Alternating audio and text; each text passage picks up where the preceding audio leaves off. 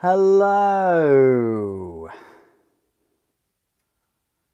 and welcome. How are you all doing? There's quite a few of you waiting. Thank you.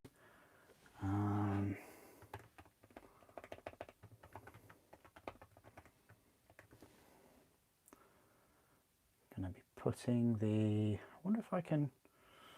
No. Just going to put the the Discord link.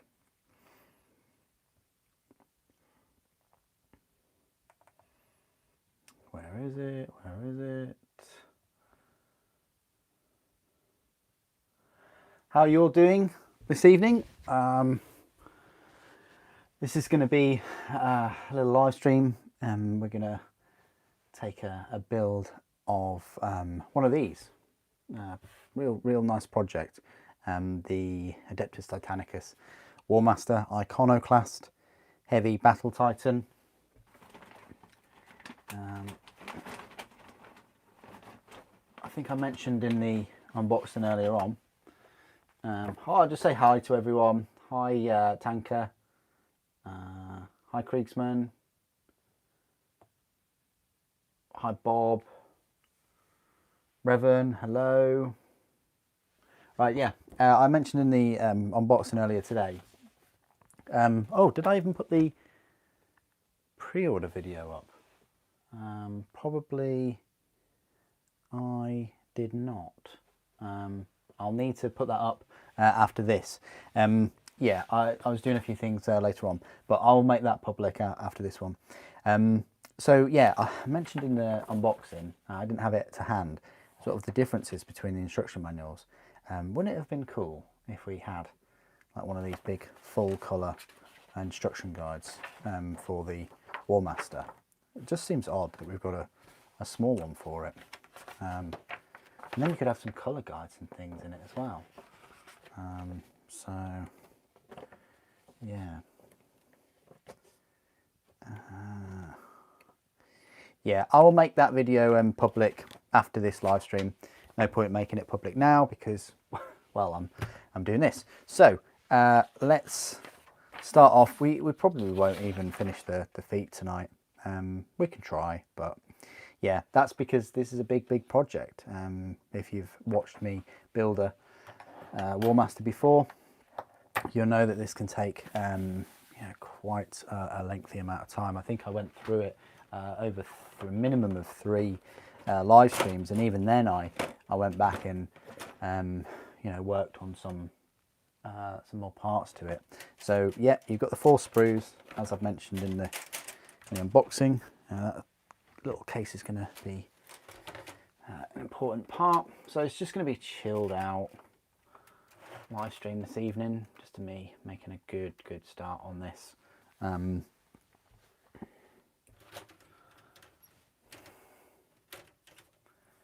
So there's the mini Thunderhawk, indeed. Yeah, got the mini Thunderhawk all done. Lovely little Thunderhawk. It's fantastic. Yeah, we completed that in the last video. So we'll kick off with the A sprue, which I think is this one, which is the feet and leg sprue.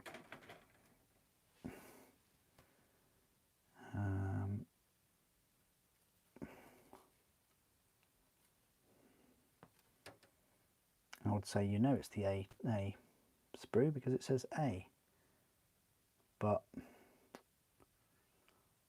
it's eluding itself because I wanted to show you it.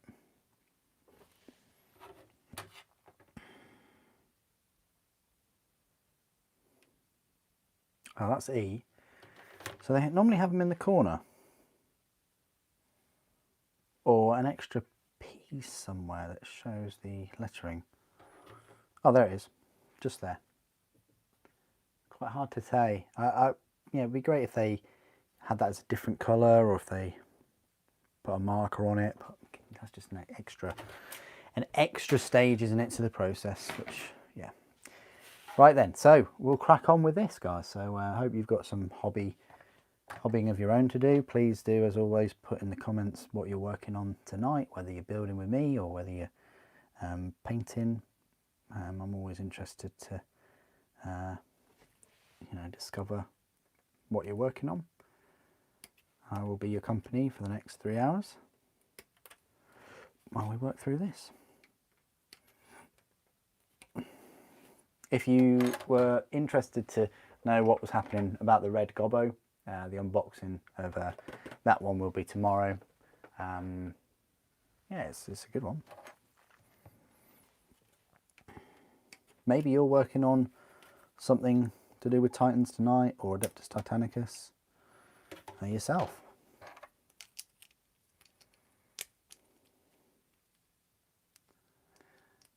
So, you missed Wednesday's stream, Reverend. Yes, I know, right? I know. We all missed you. I was waiting for many questions and things, but I will go into my YouTube after this video, as well as making the pre-order video public, because it was over an hour, the video today, so it took a fair amount of time. I will put the live stream from Wednesday. I'll make that viewable. So if you were to check within about half an hour of this stream ending, you'll see it in the members videos as a video to access. It's a good one. I built the Thunderhawk in it from start to finish. 4. Yeah, and then that's this. So the hip's kind of done, and the little tail bolt cannon looks very similar to the one on the Warmaster.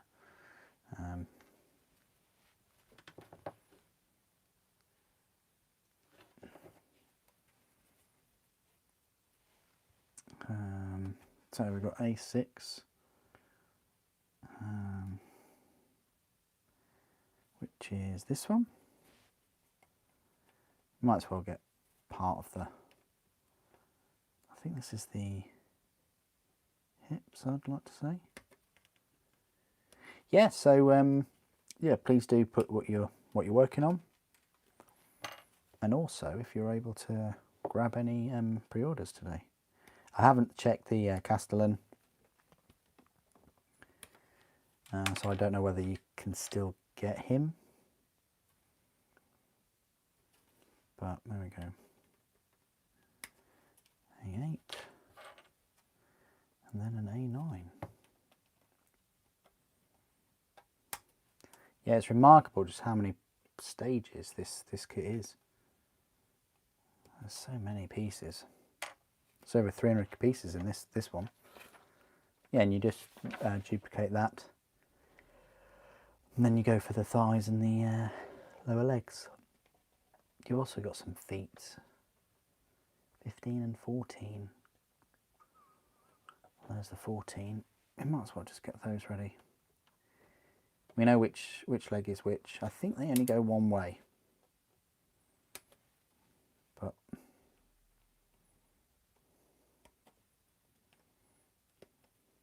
kind of did wonder whether they would keep this whole set and the sprue, but just make Forge World weapons for it. I guess this warranted a complete new kit just for that one sprue. But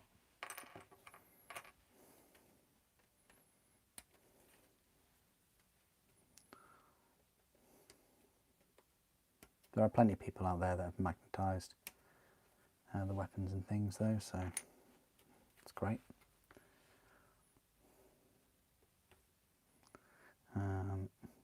Good tanker, you've magnetised your Warhound. Yeah, that's you haven't got much left to do.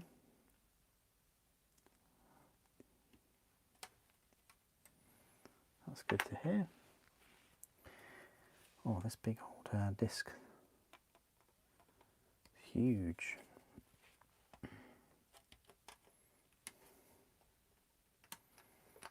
Maybe we should, maybe I should get a couple more Adeptus Titanicus. I just had that thought. Hold the phone, hold the phone. Is there not that far away there?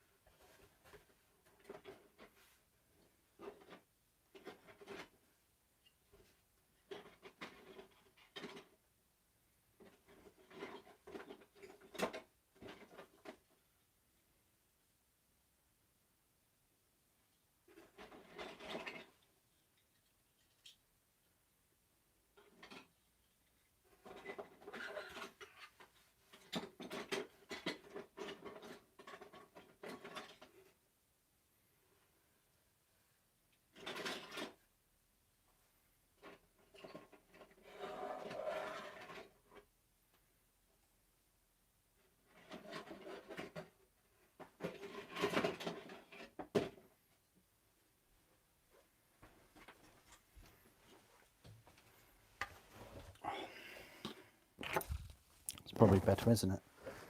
We're not going to do anything with the... We're not going to do much with the Thunderhawk. Probably put it there. Probably put the Knight there. Let's give us all a bit of scale as we're building this. I wish I could, guys. I wish I could start tomorrow morning and you know, carry on with the live stream, but if I did that, then there wouldn't be any videos next week. It's just me. So tomorrow, usually, I will work on the videos of the week.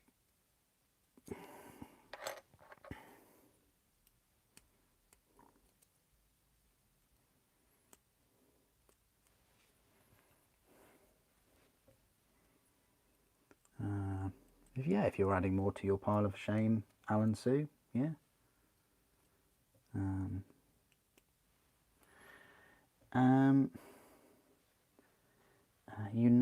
You know what I'm building. Oh, that's good. That's good. Yeah.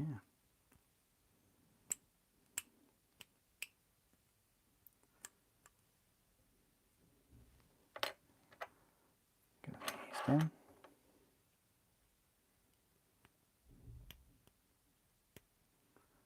Popped on as well. Yeah, I like the bolt cannon on the back.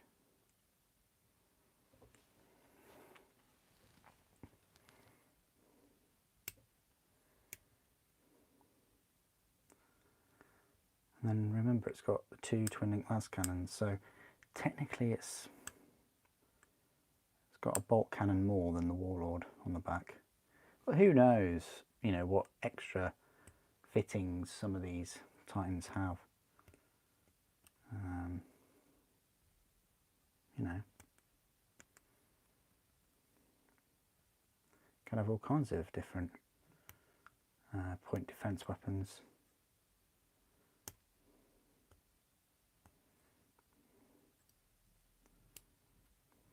But yeah, rest of the Black Templars out next weekend, so that'll be fun if anybody's gonna pick the rest up.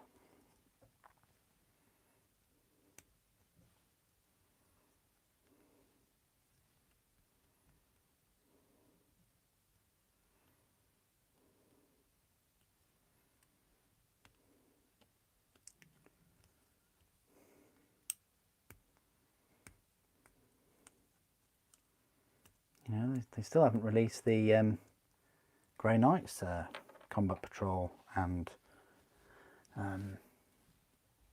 Castle and Crow, but yet they're releasing the Black Templars one. Bizarre, isn't it? I think they'll be out before Christmas though.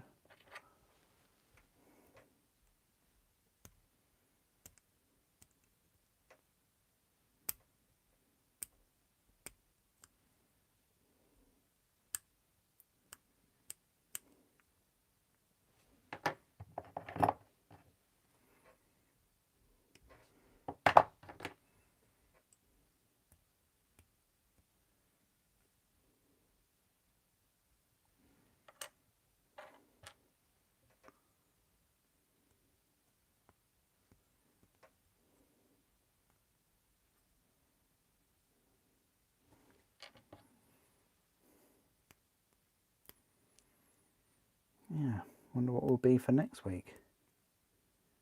Whether we'll go back to Age of Sigmar now that we've had, you know, Kill Team and Black Templars.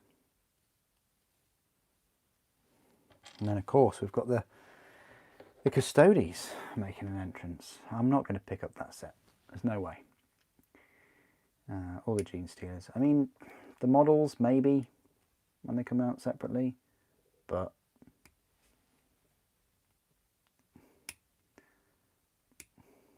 is it called the Shadow Throne? No, I'm not a massive fan of that.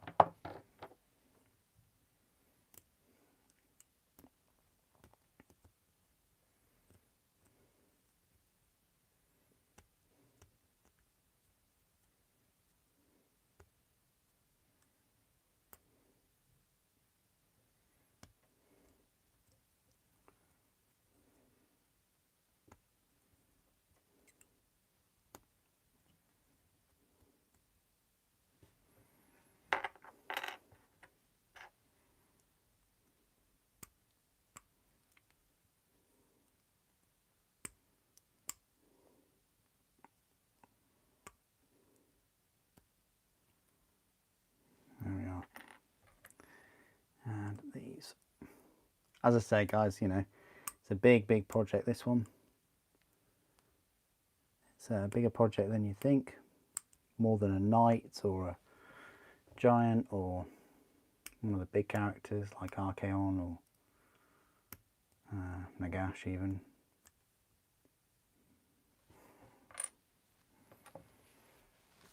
I like it though. I like you know, the attention to detail in all these pieces that they've created.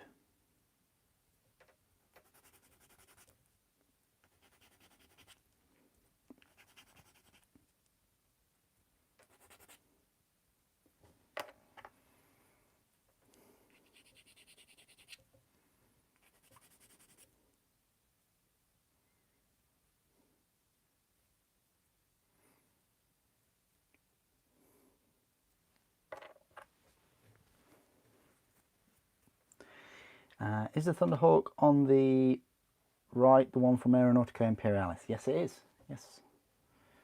Yes, it is. And they scale really well.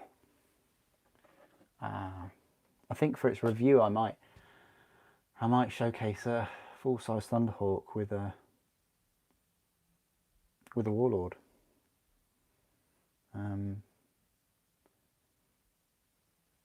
Yeah, it's difficult to see because this Warlord is, you know, the knees are more bent than my one. It's a bit more crouched.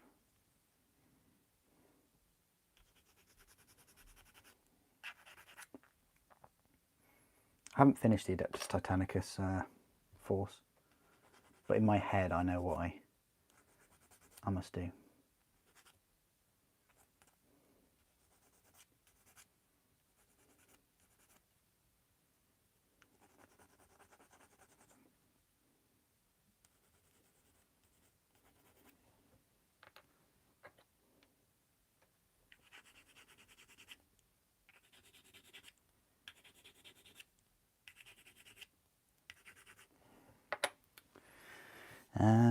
Let's just glue these together, shall we? Oh. Can the Thunderhawk Aeronautica fit inside the OG Thunderhawk? No. The wings are too big for the front thing, Revan. When I make that video available later on, I try and do it in the video. I have the big Thunderhawk there, so I would, if you can, watch the Thunderhawk one, the Thunderhawk video, then I would, if you're able to.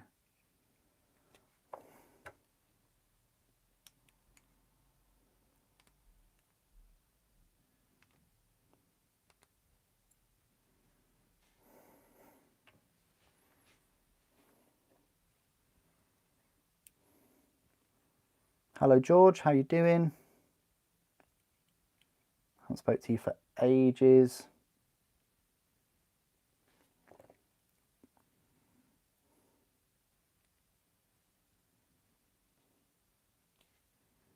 Here we go again.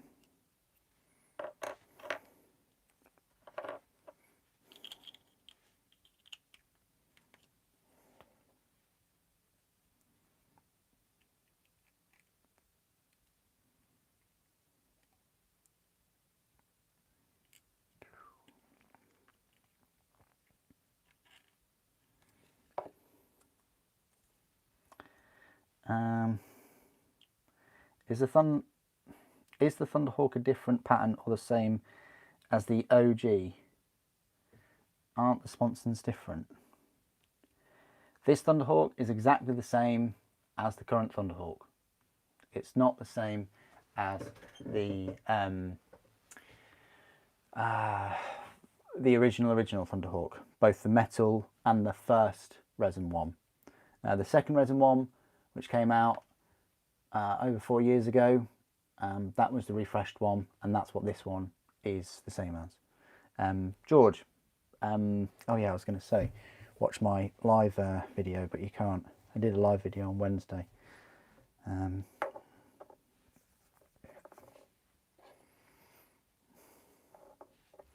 I'll make that video public, actually. Yeah, the Thunderhawk one.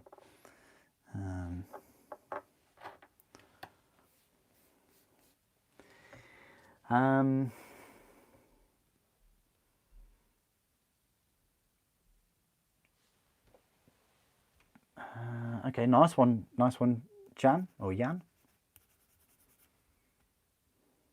Oh, good. Yeah, don't worry, George. I'll put it in the live streams after this live stream. It's really good because I have the Forge World Thunderhawk throughout the whole of that live stream.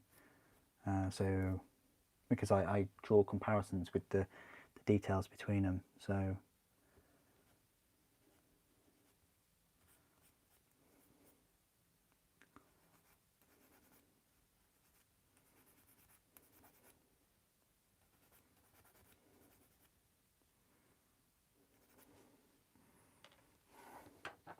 they do want you to put the tail bolt cannon on here. TA, wow, I don't know how you could miss that. I'm joking.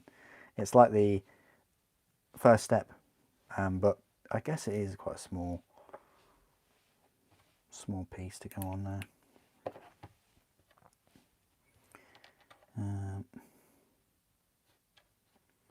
that will just go on. Oh, yeah, this way. Yeah, nice and snug.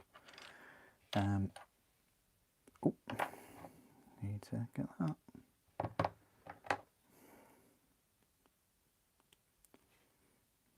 It's remarkable just how much cleanup there is required on a Warmaster.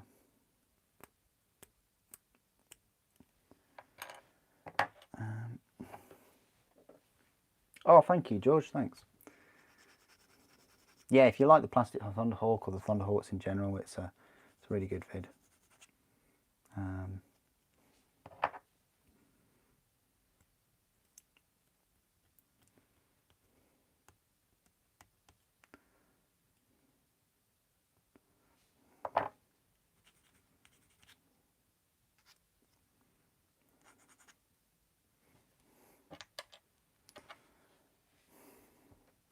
Do the feet? Yeah, we'll do the feet in a little while.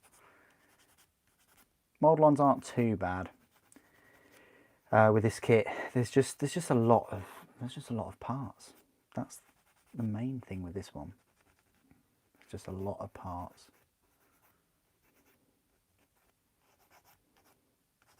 It's in a different league compared to the Warlord. The Warlord you can crank out relatively well. You know, it's not too bad. But the Warmaster, yeah, it's another level.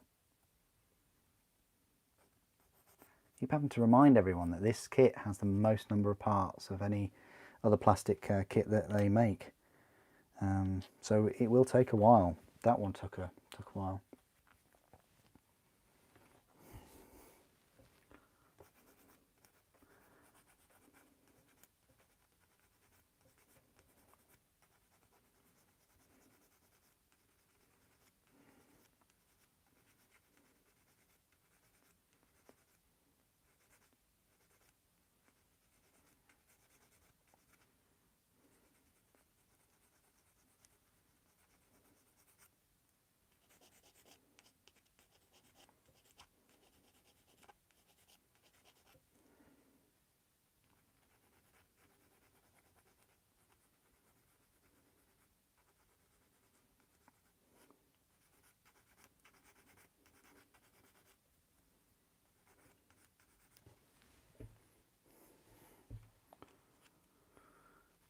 I think it's really clever what they've done with these like support pistons and like an extra support in the back of their legs.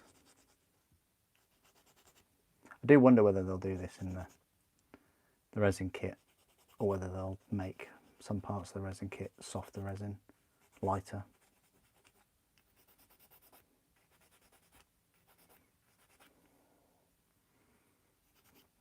I mean, when I was building the Warlord, you know, there's a part that you think, oh, there's no way that the hips and the legs will support that amount of weight, and they do. I think there's an appetite for it. Whether anyone will pony up, you know, $2,000 or $2,500 for a single mini is another question. But the way I look at it, you know, if people have a Warlord and they have a couple of Reavers and things, that's already the price of a Warmaster. So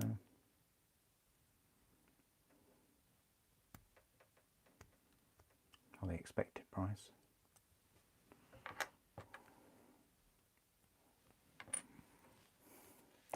Okay, let's put these together.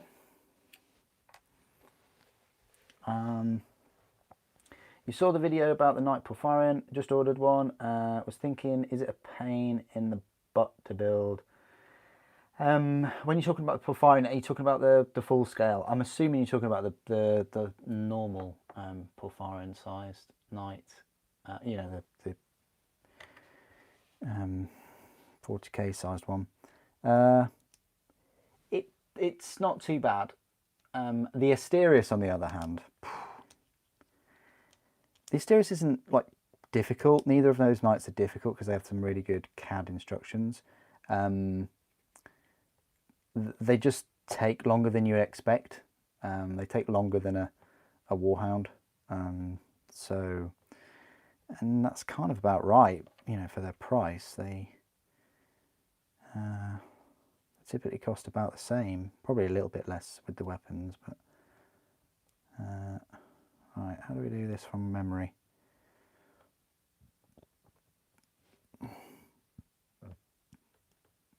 Okay, it just fits like a glove on there. I get it. Hope that helps, but oh,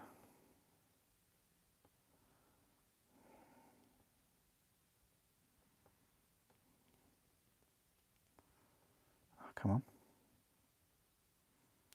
Let's fit nice and securely. And we just close the circle with this pit.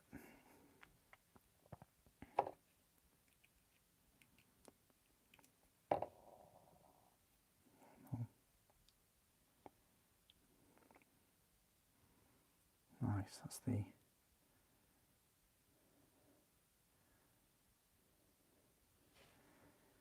hips. I think this is, you've got to do this twice, so let's get cracking with the second one of those.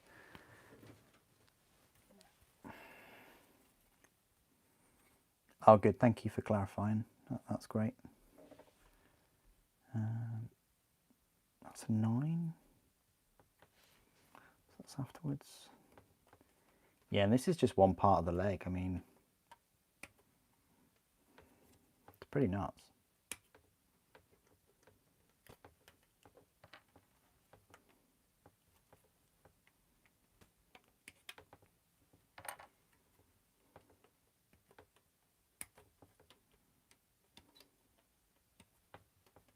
there.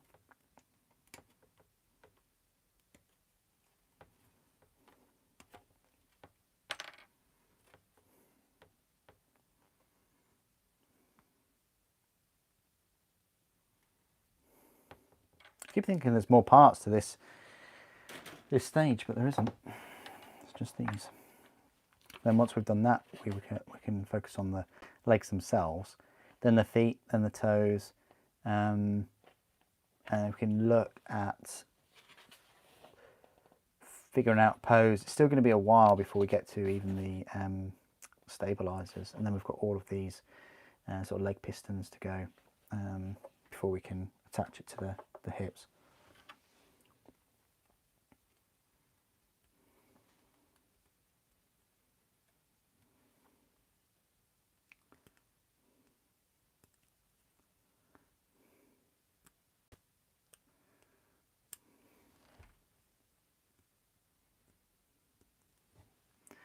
Well, yeah, I mean, I've read the law books, George, and in the law books they do describe these, you know, siege titans as walking up to the walls and drilling into them and ripping chunks out of them. So, and also there's the weight issue. You know, if you've got something too long, I mean, we were expecting like the length of one of these plasma, you know, weapons. I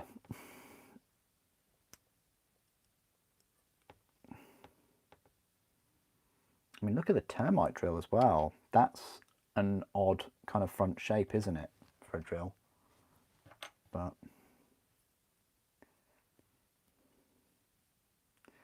maybe we've been looking at the mole drill a bit too much. I mean, that mole drill is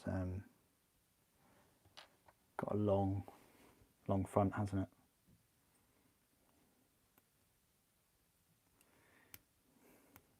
I'd like to see some of the four-legged titans that fire kind of drop pods off of them, full of space marines.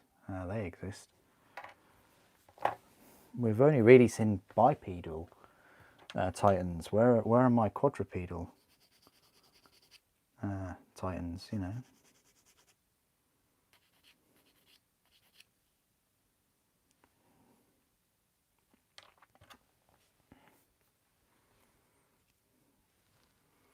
Yeah. Like, oh, that's where the gun just dropped off. Yeah, like the seismic hammer thing that is it the Ironclad has?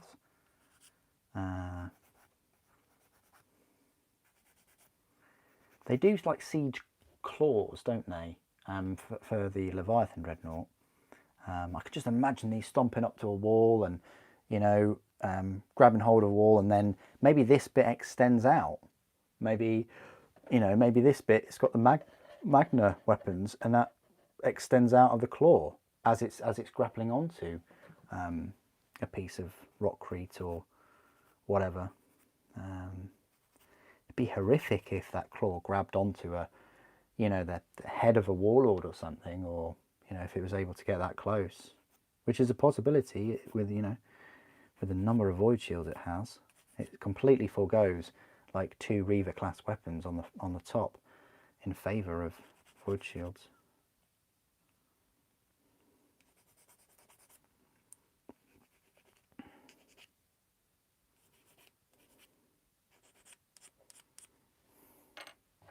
Speaking of titans and things, it's kind of in a similar realms. What's everybody's thoughts on the AT-AT or the AT-AT, the Lego one? It's absolutely huge. It's taller than the Warlord Titan. It's I think about 25 inches or so. It looks incredible.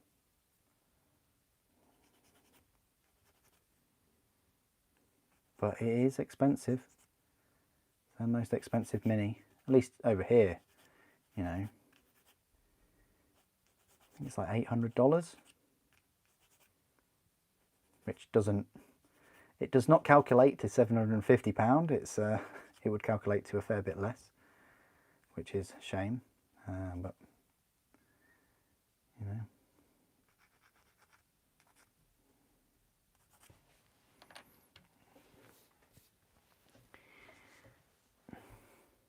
Oh yeah, there's two. There's the siege drill, and then there's the gravitic imploder. There's two types. Wasn't there a three-legged one? Yes, yeah, there's a three-legged one. Jan, how you doing? Good to see you. Well, not see you, but hear from you.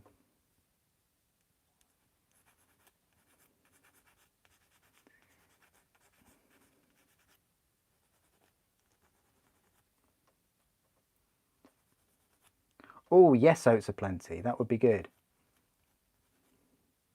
Some kind of, yeah, I remember the Sonic tank. That's so cool, wasn't it? Tiberian Sun, now that's a game.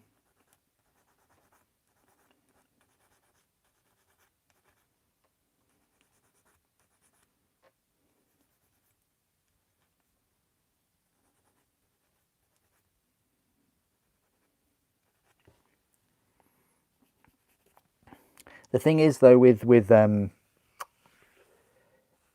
like these big fortresses and huge siege walls, like the Siege of Terror, you know, they're most often completely covered, a little bit like Star Wars, with void shields that absorb or negate any ranged weaponry, even from high up in orbit, from Horus's ships and things.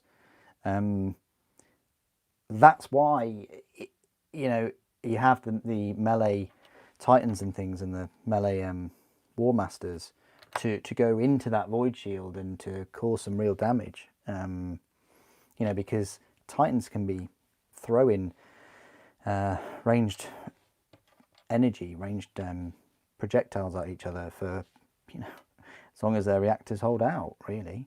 It's like a war of attrition. And then you get some titans that can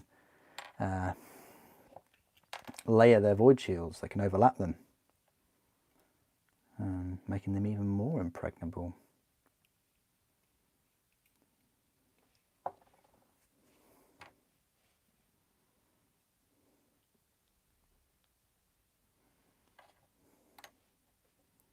To really give people time to answer my questions that I put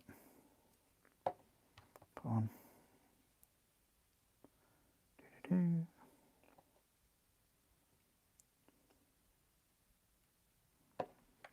then put that on there.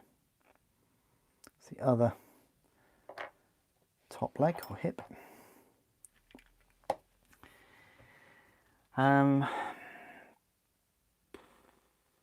Like, yeah, Lego is a whole different kind of plastic. Yeah, it is. It is. Jan, you're doing quite well. You managed. I'm doing quite well. I managed to 350 euro.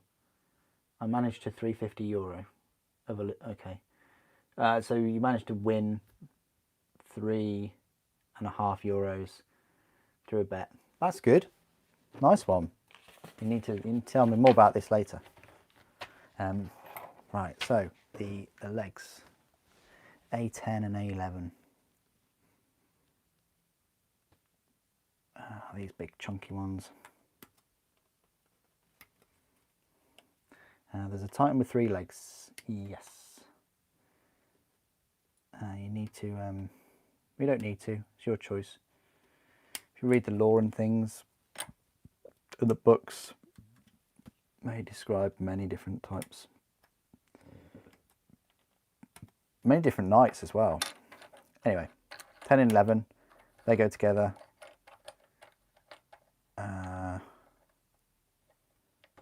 And then we do a different leg later on.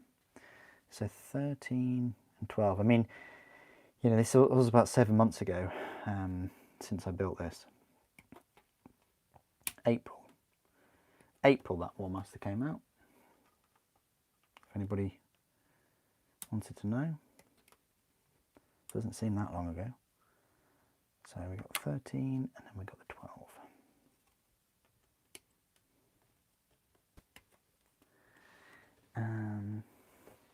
Lately you've been addicted to build IKEA. What's wrong with you? Oh no.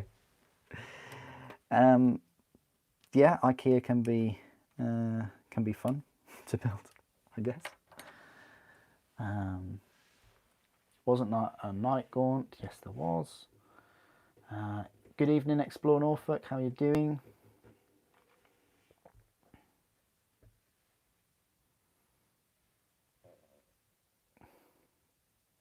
Okay. Oh. We'll get the feet kind of partially done now. And these legs.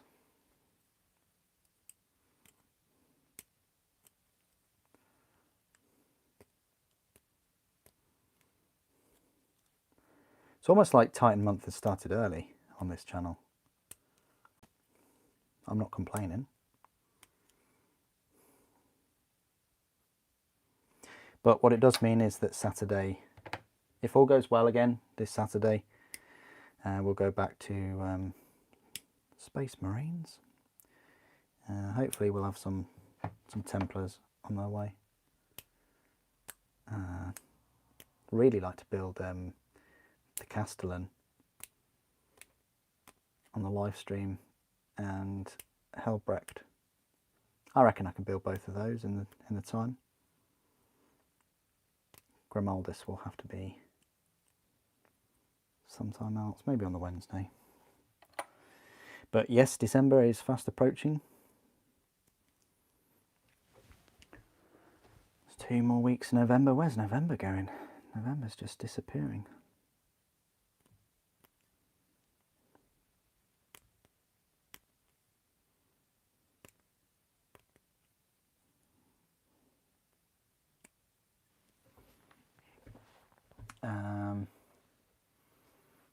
Oh yeah, there's plenty of different three-legged titans. The ones I've witnessed recently are three-legged titans that have quite a few void shields, and they launch certain things off of them. I can't really say what, but a bit too much to go into the detail. But oh, good. Oh, that's good. Good to hear.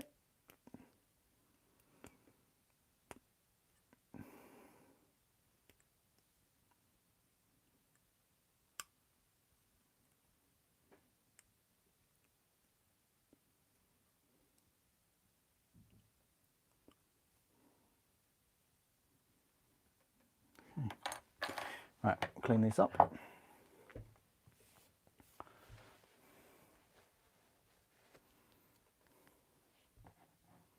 Yes, it's very true, George. Very true. Titanicus was, yeah, fantastic. Fantastic book, Titanicus. It's one of the Titan books I'd recommend everyone read. Titan Death is pretty good. Mortis is fantastic.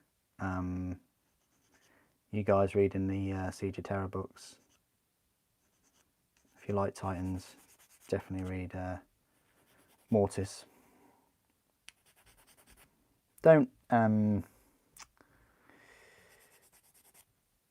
you know, what's the word? I'm losing my words this evening.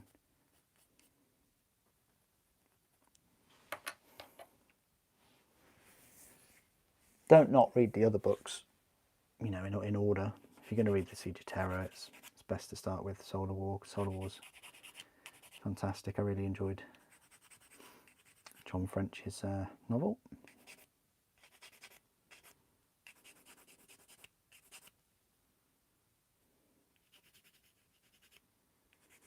Yeah, just the 2 books left now, 7 and 8. I think there's going to be some kind of novella from what people have told me.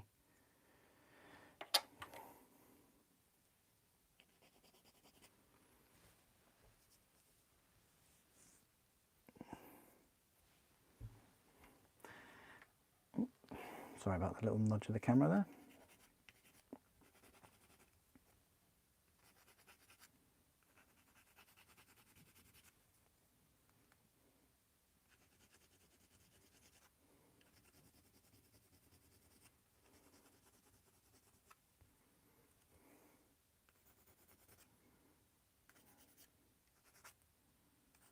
I'm not sure, Kriegsman.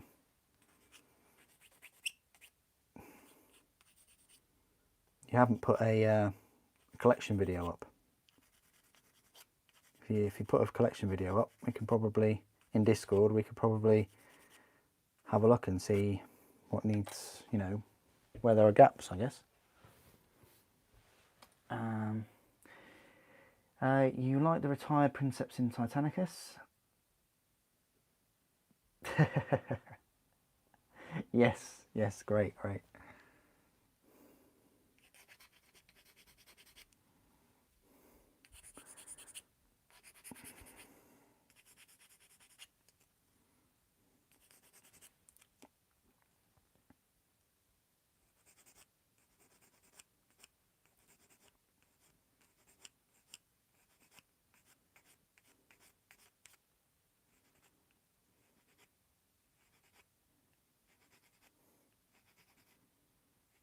I mean, it's a massive sacrifice, I guess, being bonded to a manifold of a god engine, but I think the sacrifice is worth it. It is a god engine. I mean, you know, it's nothing can really stand in your path. You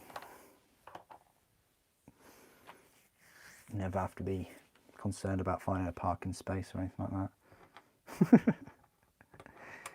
that. I think what we're going to do is just say cheat a little bit. We're going to put these underneath the bottom of the feet. That's what I meant to say. Yes, indeed, unlimited power.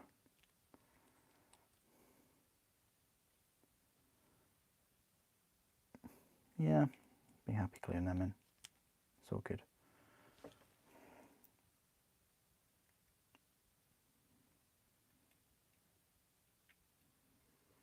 I'm not fussy. If anyone wants to put me in a Titan, whether you put me in a Warlord or a Warhound, I'll just be very happy stomping about. I mean, I prefer a Titan where I wasn't floating in amniotic fluid or whatever it's called. You know, that I could actually have a physical body and walk about and have all my senses.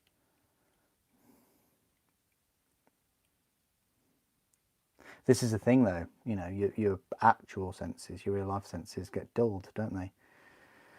When you're out of the machine.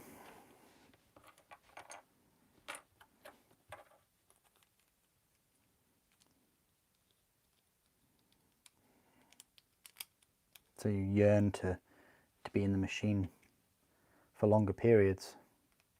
You know, dull ache.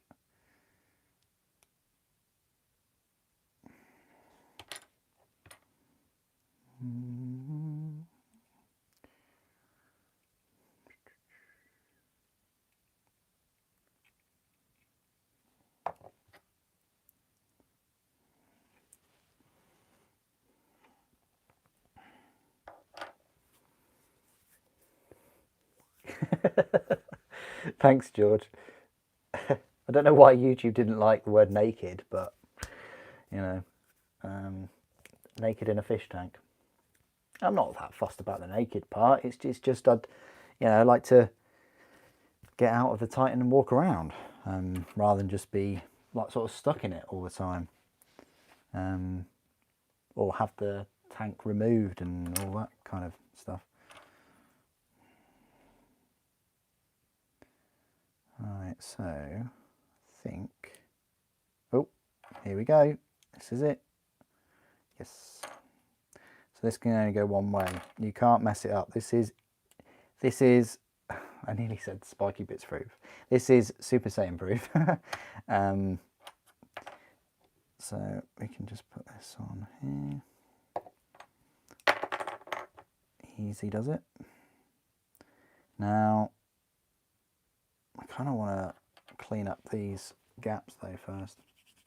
So I'll give this a bit of a clean. You can't see them that well on the Titan, so it's not the end of the world if you forget them.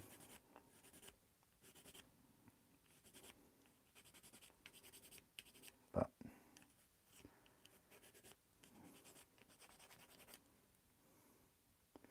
and again, this will need some cleaning.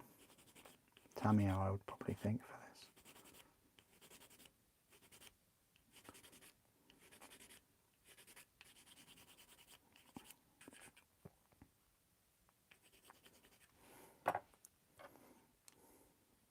Yeah.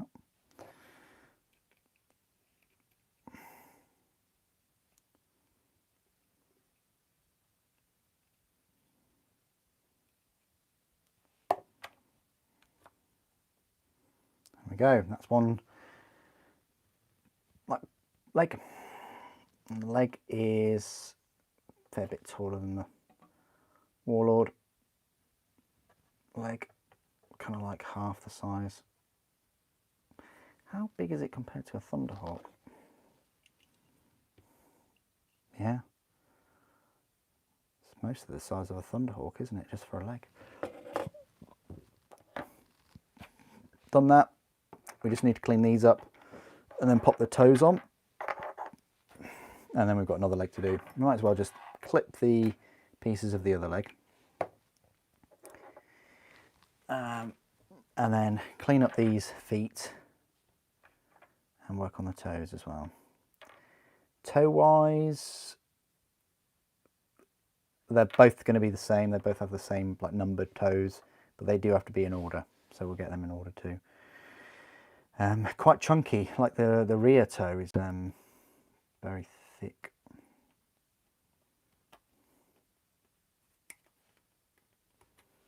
So I've got 18 on the back.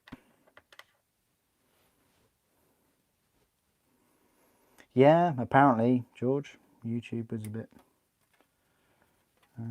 odd.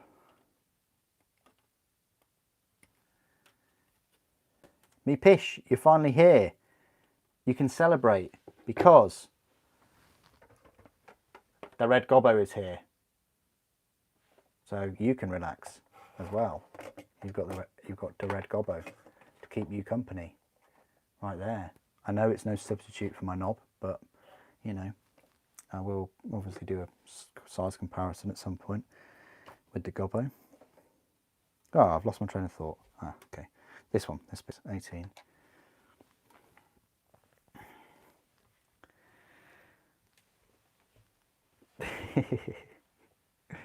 We do have gobbo.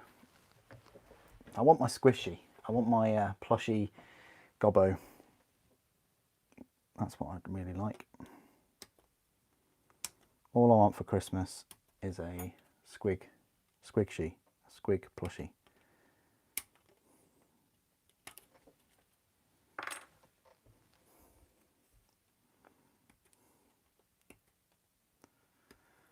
Don't mess these up because this is a 12. As I say, these are foolproof anyway. Yeah, quite the number of stages just for the legs. I think you will agree.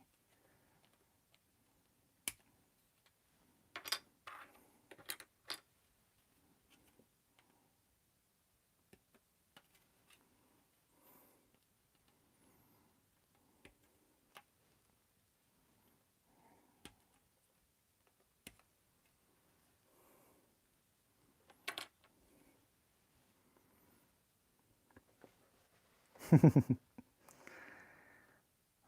so 18, 2 17s and 16. These are 17s.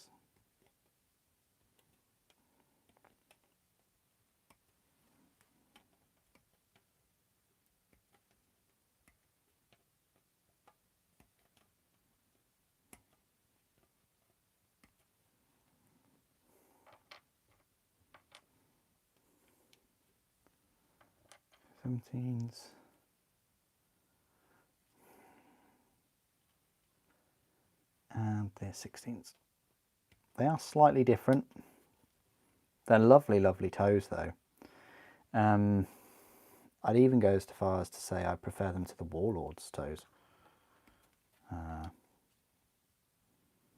The one thing I think it's missing though is the armor, little armor plates in between. They are really awesome. I like them. They're cool.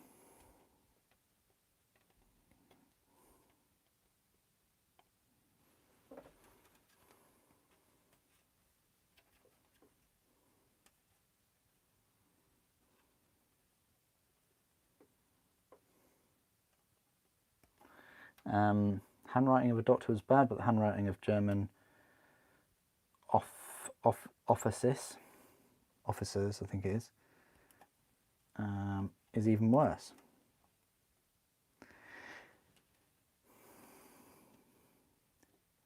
It's all right, Jan. Our doctors over here, some of them have awful handwriting. Ineligible, it seems.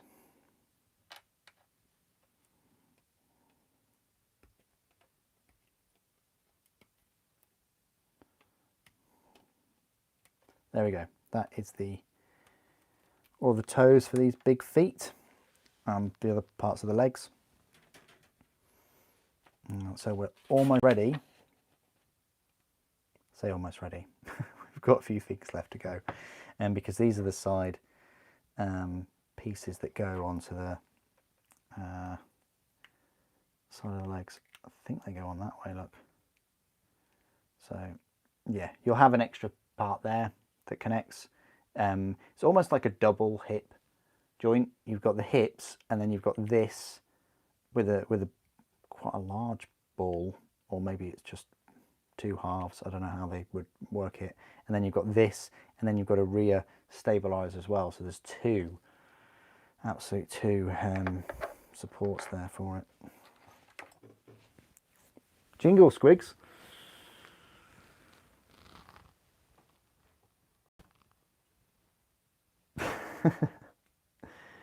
Deck the halls with bows of umis. Oh yes. It's a very orc Christmas. Orcs in general this year, 2021, has easily been the year of orcs, the year for orcs. You know, all those cruel boys, all of the 40k orcs.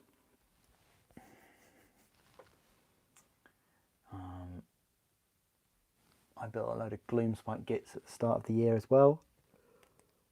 I think I was building them in January.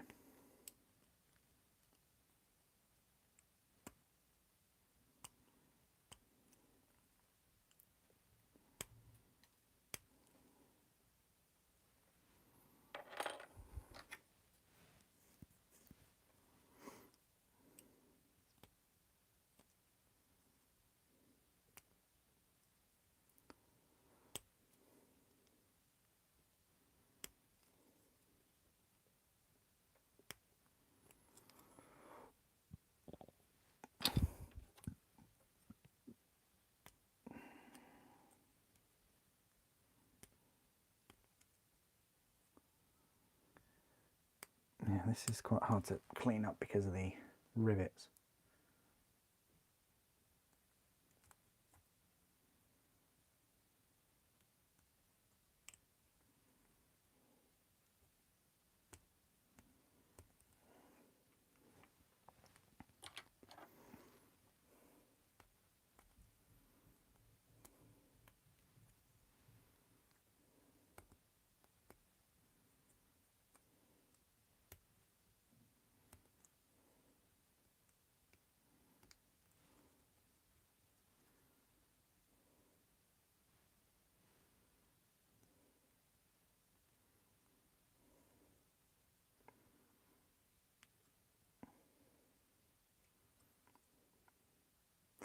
Yeah, that book, the Red Gobbo, is going to be an interesting one to see why there is such a creature like this.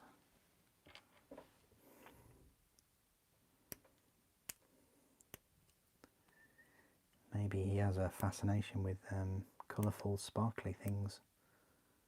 But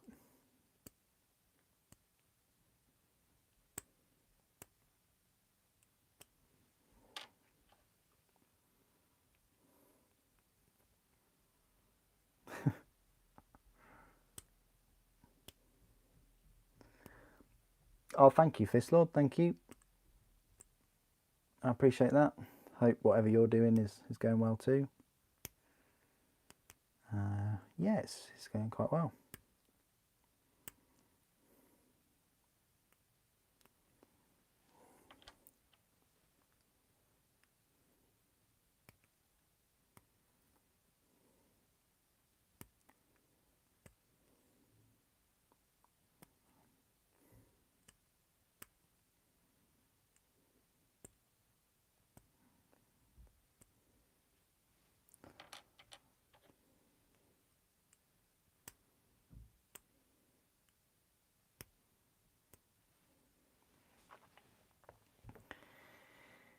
Good. Sounds good, Revan. Missile teeth.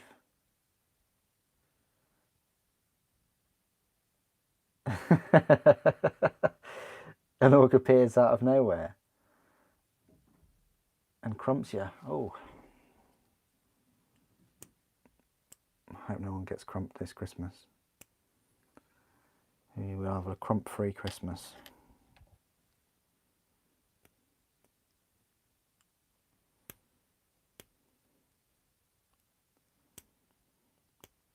Unless you're an orc, and then, yeah, crump away.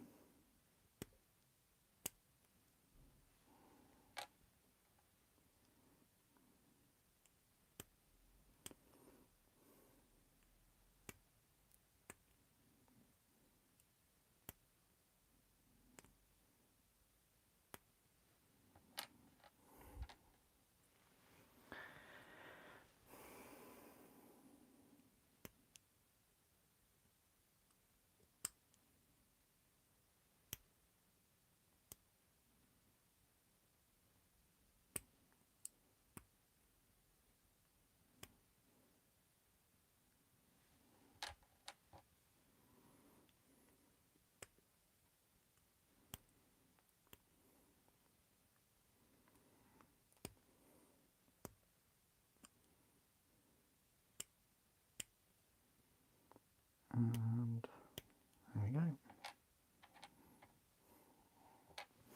Okay, so just clean up this leg part, then we'll glue that together and let that set. Then we'll clean up each one of these toes and the feet themselves. We'll set all of them together. Then we'll start working on the knee joints and these extra supports that they have. And we'll pop all them together along with the stabilizers. And I think then we'll be able to, I think then we will be able to have the legs and the hips stud up.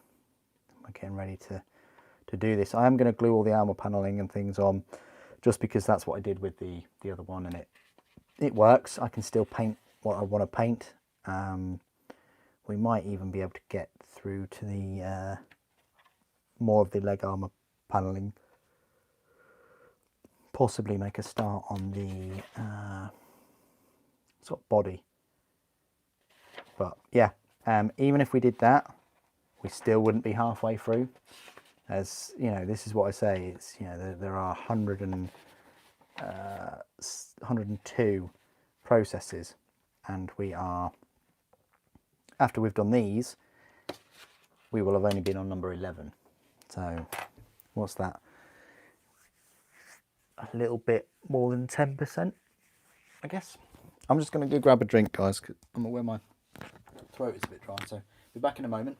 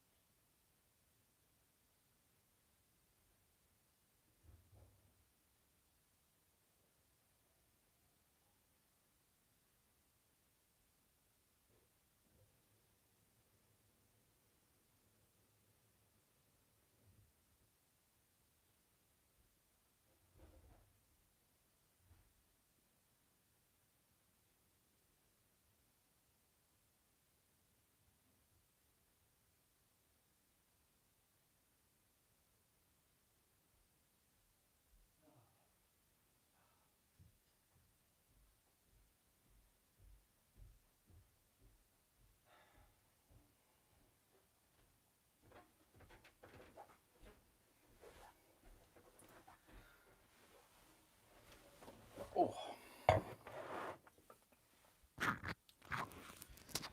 Okay, thank you.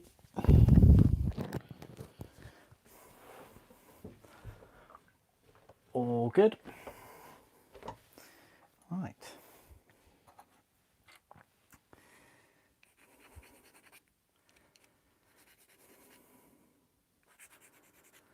Let's continue.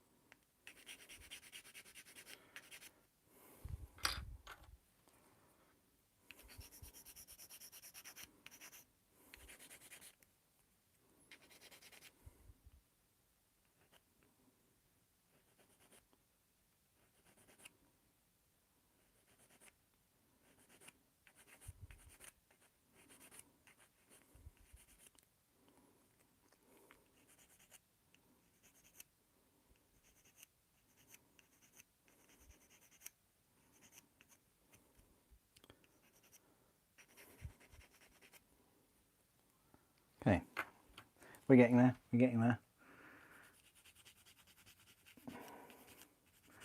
I don't know whether there'll be any more variants though of the Warmaster. You got the siege variant and then, you know, the ranged variant.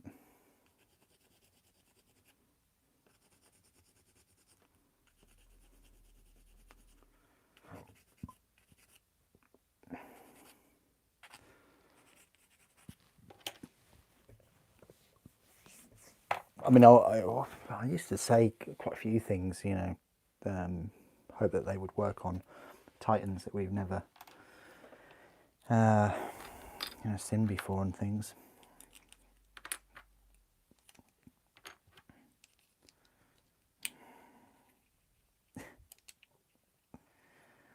There we are.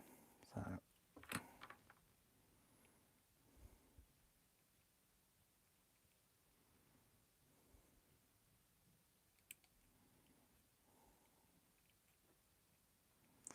Yeah, I don't know about that, Revan.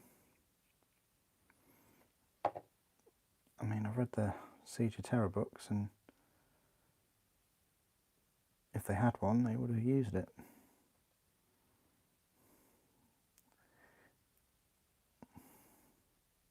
That's the problem when you get to the. I mean, I'd probably say the Psi Titans would be that sort of anti Titans, have the Psi Titans. Any of you boys getting the shiny new? Oh, I thought you were going to say bee keys. Any of you getting the shiny new bee keys? Never mind. The moment has passed, I guess. We're not going to put that yet, but we're not going to build that yet, but we are going to clean up these. Hello Isaac, how are you doing?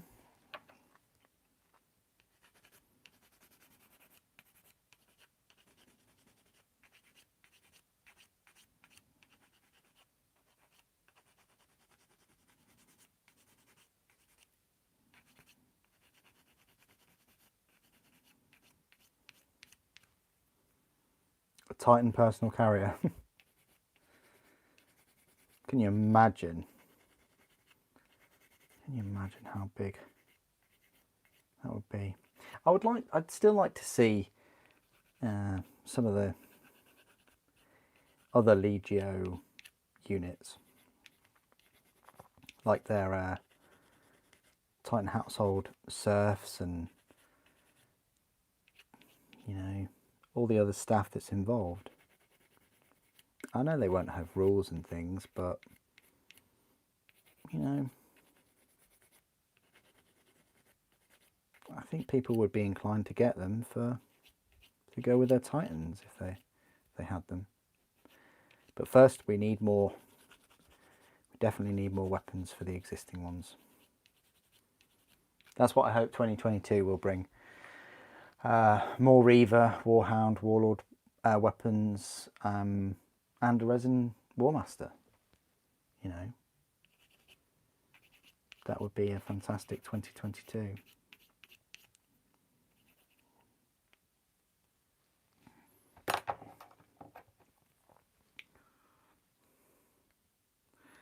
You went to Warhammer World on Sunday? Oh, nice one. Excellent. I love it there. It's like one of my best places. My favourite places in the world.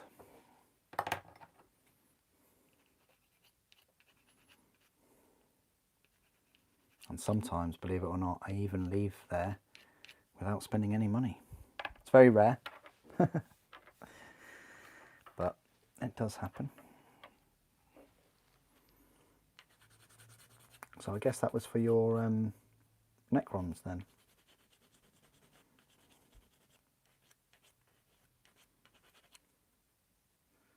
Have you built it yet?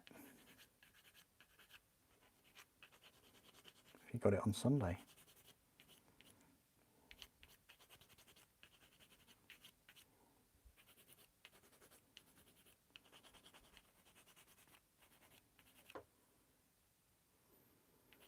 You're hoping for more new orcs?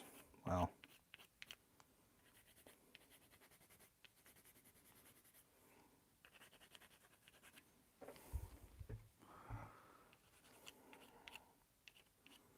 I think we'll get Chaos and Eldar next year. Chaos, Eldar, and a Warmaster.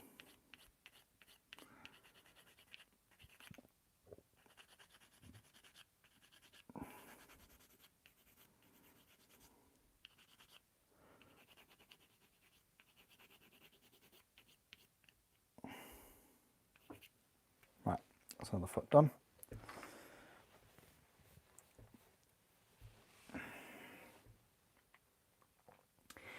You built it and you started to paint it, and overall it was great. Oh, that sounds good.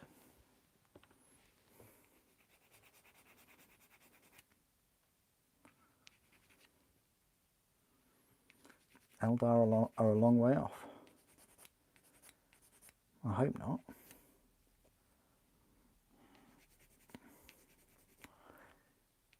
I mean, summer. I don't think summer's a long way off.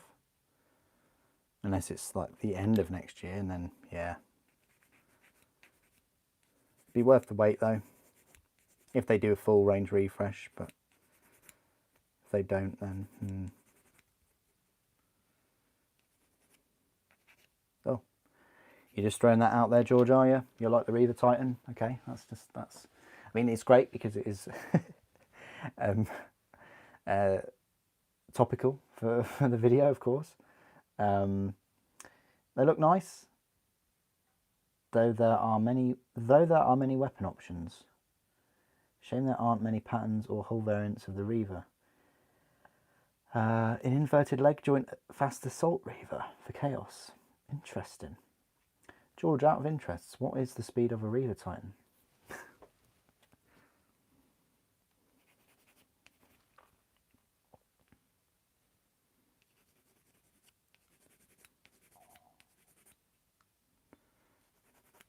I think Warhounds are very fast already, George. They're usually the ones they send out to scout, hence Scout Titan. Hunting packs.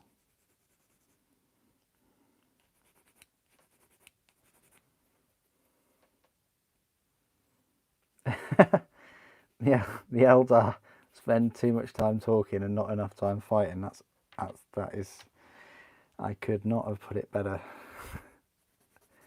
myself. If anybody's watched that Hammer and Bolter episode with the Eldar, I'll probably say that that's my favourite one out of all of them. It's just fantastic. It's got so much of the things that I really like in it. I won't say much more because you know, I know life gets in the way and probably many people need to get up to speed, you know, which is fine.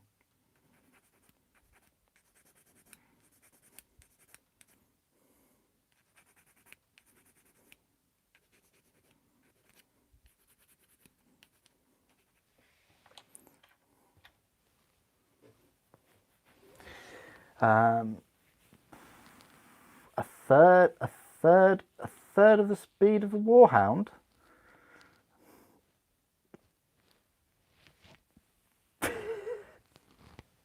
A third of the speed of a warhound. Wow.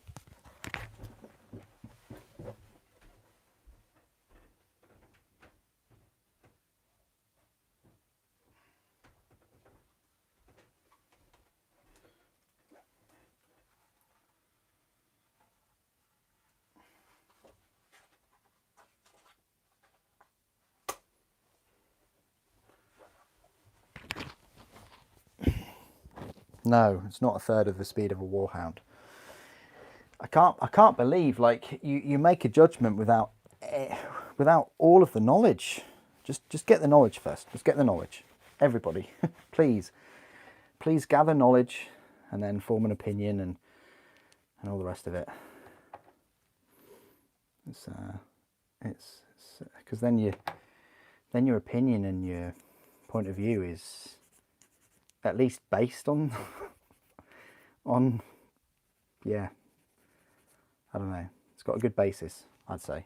Yeah, for instance, a Reaver Titan is 18 inches movement speed, so it's literally 2 inches less than a Warhound. So Reaver Titans are pretty fast themselves. You know, yeah, Eldar Titans, I think. Isaac, you said you like the look of Eldar Titans as it looks more agile and human-like, and it has the capability to run and move swiftly. Oh yeah, you know, the Warhound Titan can sprint, flanking speed it's called. But yeah, the Eldar Titans, the Revenant has like a big jetpack on the back of it. It looks awesome, so cool. They're very fast. They are faster than the Imperium ones. The thing is with the Imperium ones is although they're not as fast, they can certainly take a lot more damage, and in some instances they can deal out more damage. There's a really good story, I forget which book it's in, but there's a few Eldar Titans and they're fighting against some Imperium Titans, and they're just out maneuvering the Imperium ones, and they're starting to take losses and things, and then out of nowhere a couple of Psi Warlord Titans come in and completely start annihilating the Eldar ones. And what's eerie about the Psi Titans is that they make no sound. Their weapons, when they fire, it's just nothing. And yeah. Anyway, I thought I'd share that little story with you.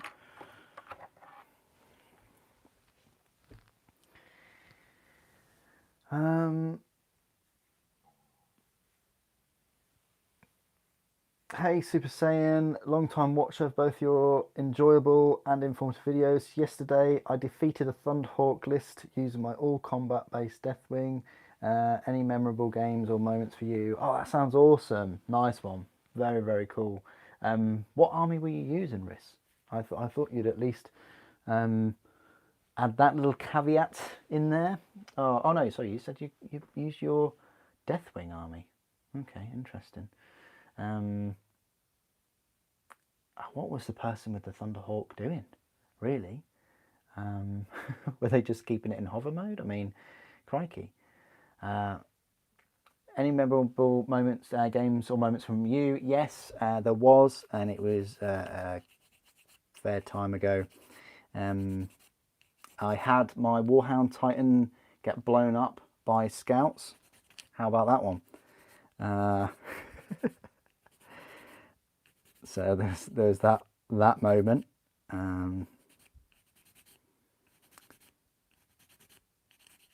Memorable moments. Land Raiders just surviving and going AWOL and destroying everything. Yeah, I do have a few. Eldar Titans have nice curves. well,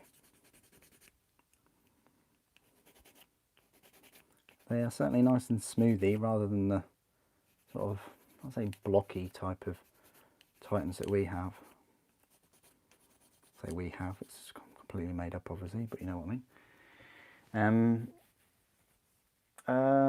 Wondering if we'll ever have Eldar Titans or those bigger Tau battle suits for Titanicus. Fist Lord Titanicus is Horus Heresy. It's set in Horus Heresy. So unless they start to take it out of that and put it in and call it something different, maybe, I don't know. That would be great. Imagine if they called it epic. You know, because we've got the Thunderhawks, we've got the small flyers and things. But yeah, if they moved it over to 40k, I'd love to see some big plastic stompers and gargants, and you know, that would be so cool to see bigger walkers from other races. I'm all for that. Mega gargants and things, right? The Eldar, the glass cannons of Titans.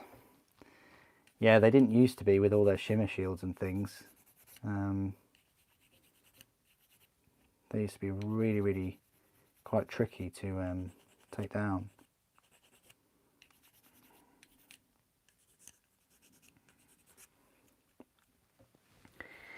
Could this kit used to be make an Imperial? I don't know where everybody's getting this idea. The idea. So is this your idea? The idea that is that this was perhaps a prototype for the bigger what? The idea is that this was perhaps a prototype for the bigger Iconoclast. Make an Imperial Knight. No, there's so many odd things about that comment. No, I don't know what everybody's fascination is of turning Warmasters into knights. It's a different base, it's a different scale, it's a different size. I know, I get it. You know, money is tight. People want to use a £100 model, you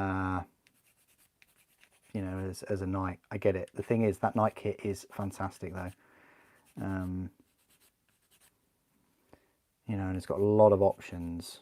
And you can magnetize your knight. This is the thing, you can have lots of different knights. If you're going to use one of these as your knight, what on earth are you going to call it, and what weapons has it got? You know,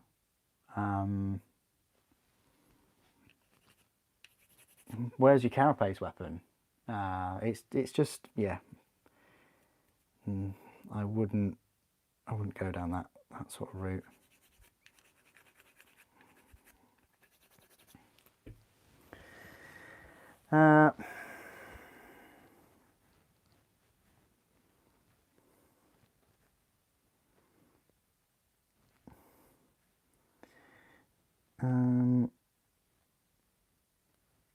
You know, this isn't knight related, but do you think the size of Horus Heresy models? What do you think of the size of Horus Heresy models and plastic Horus Heresy? Well, we haven't had plastic Horus Heresy for quite a few years now. I think it's the same.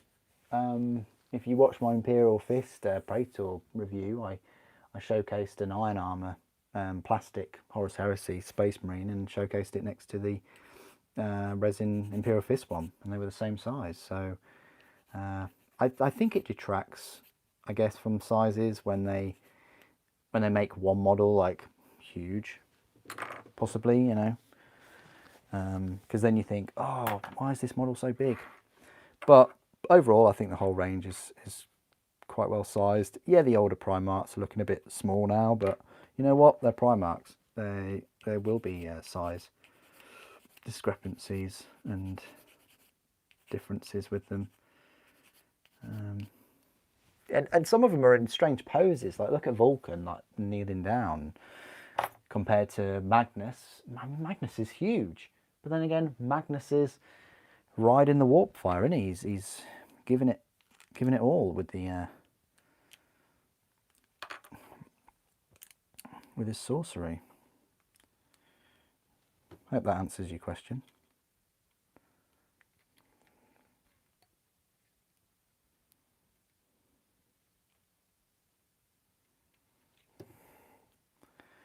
Right, so another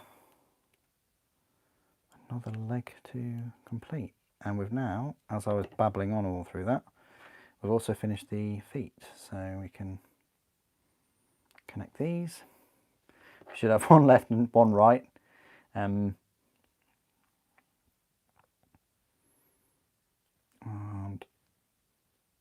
I need to, did I completely, no, I need to completely clean that bit up. We'll get some Tamiya on that. Which was somewhere around here. Here it is.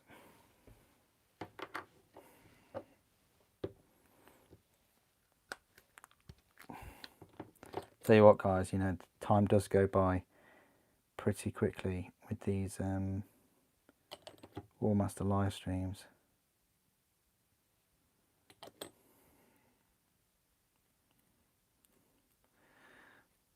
Might want to pinch that pretty hard. The old Tamiya.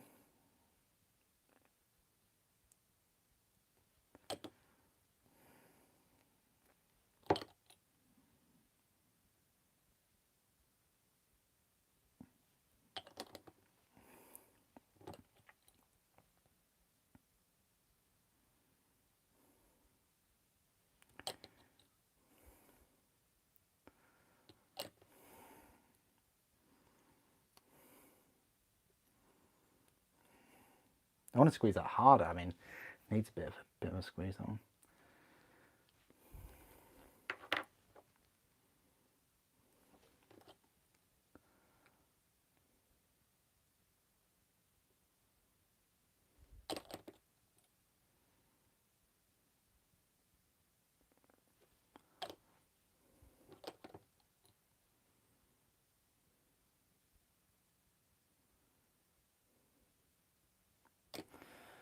Right, let's pop these in. They only go one way, and they've got a little plug and like a nipple. I'd say a nipple and a, yeah.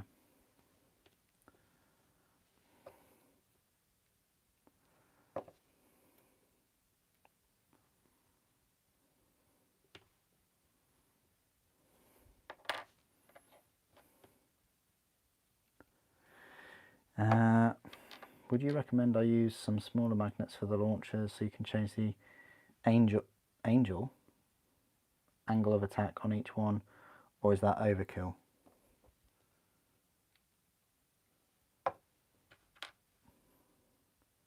Change the angle of attack.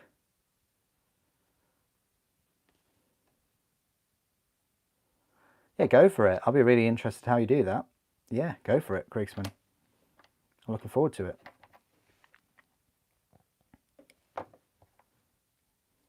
Okay. I'll pop these on. Oh, yeah, this front toe. And this one has gone. I'm going to straighten them out once I put them back on solid ground. Don't know why, but I've got some Grand Theft Auto songs in my head for some reason.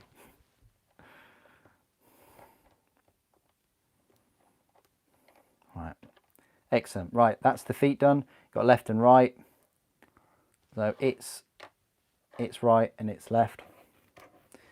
Now, these are the knee, oh, no, I don't know what you call them, like knee braces or something, I don't know. But they are a 27, these big, oh, you've got a 27 and a 26. So I'm thinking one goes one side and one goes the other. So we've got duplicates, yeah, which is fine. Yeah, I know these are a bit of a pain to get off because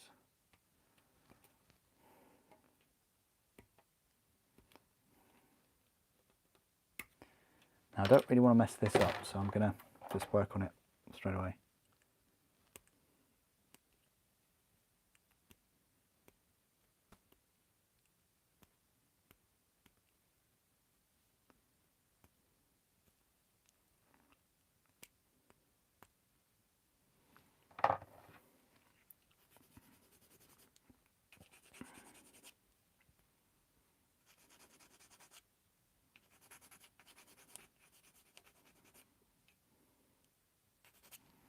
Okay, right, so we've got one leg.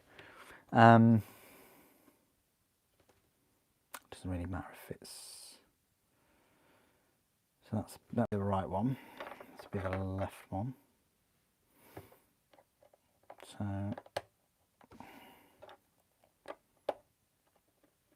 we're going to have... If that goes in that way, this part will slot on there. So make sure that that lines up. Yeah, cool. Let's do that, and we'll also glue the leg to the base, well, to the foot.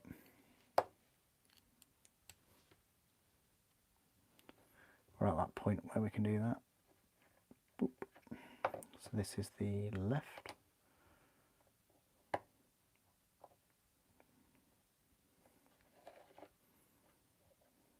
It's going to be trickier to do this in resin, I bet. I think I said this a lot in the build before. Now you've got these sort of side support rods, I'd like to call them. These big things. I need a 25 and a 24. That's a big rod. Huge, these things. I mean, oops. And then we need the other side of it, 23.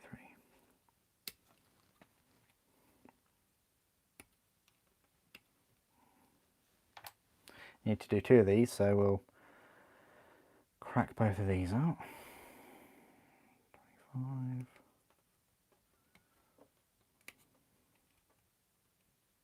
Yeah, this will be a 3-hour live stream, and we might not even finish the legs.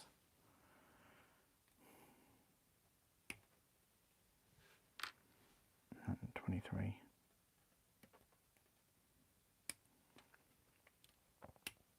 I still haven't decided what I'm going to put in the knees for this. Yeah.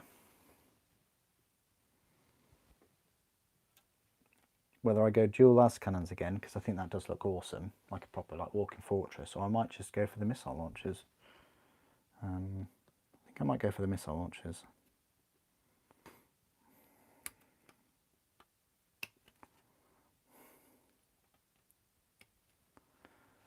And then we've got that one, which will go the other side. And then you've got these two gyroscopic stabilizers, sensors things. It's very important that these go in level with the ground, parallel to it. There we go. So we're kind of getting there with all the extras and things. We will have done all of this quite soon. Then we can put the hips on, and we can look at these extra rods and work on the armor plates. I mean, there are two little armor plating pieces on the rear, these, like those two, but they're just pale in comparison to yeah, to the walls.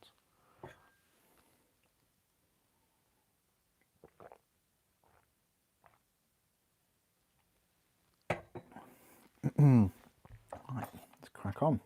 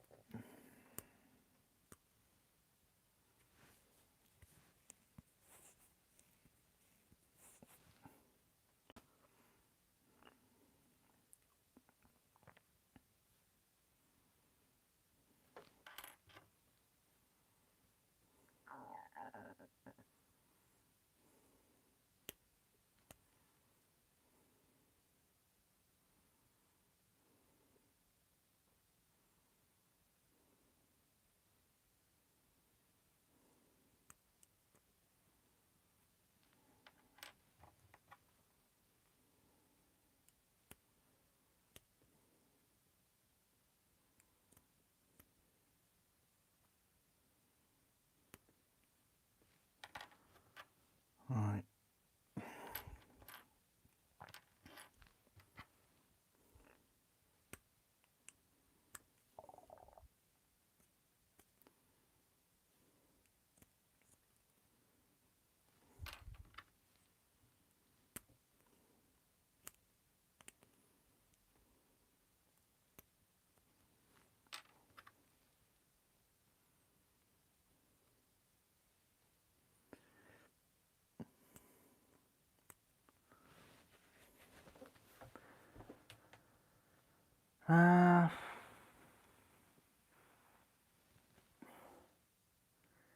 I don't know, Kriegsman. Like, you asked me a question, and then it's almost like you've said you've done it. That's the way I've read your last two comments.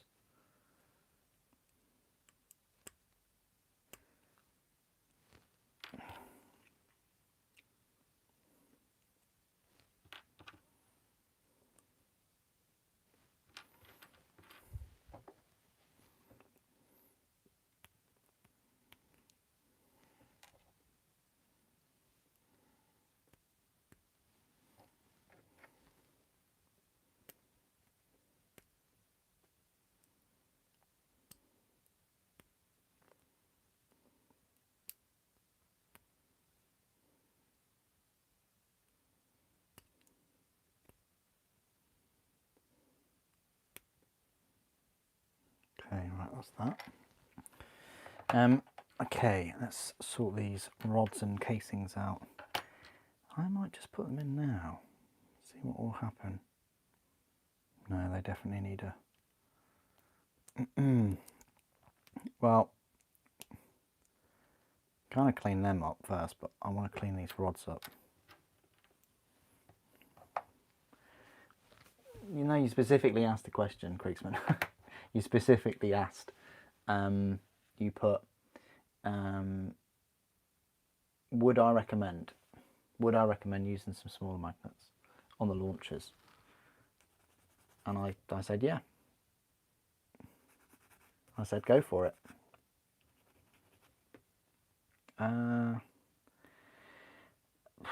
Thunder. I mean, Kriegsman, have you magnetized anything? On the weapons is what I would ask firstly. The Thunderhawk opponent needs to go back to flight school. Oh, you got a quick follow-up question. Okay.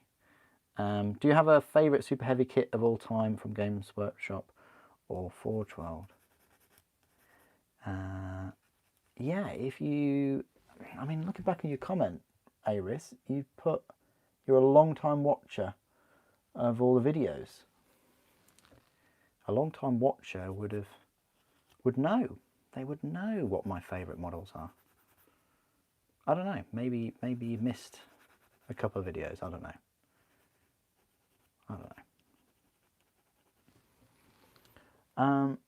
Exactly.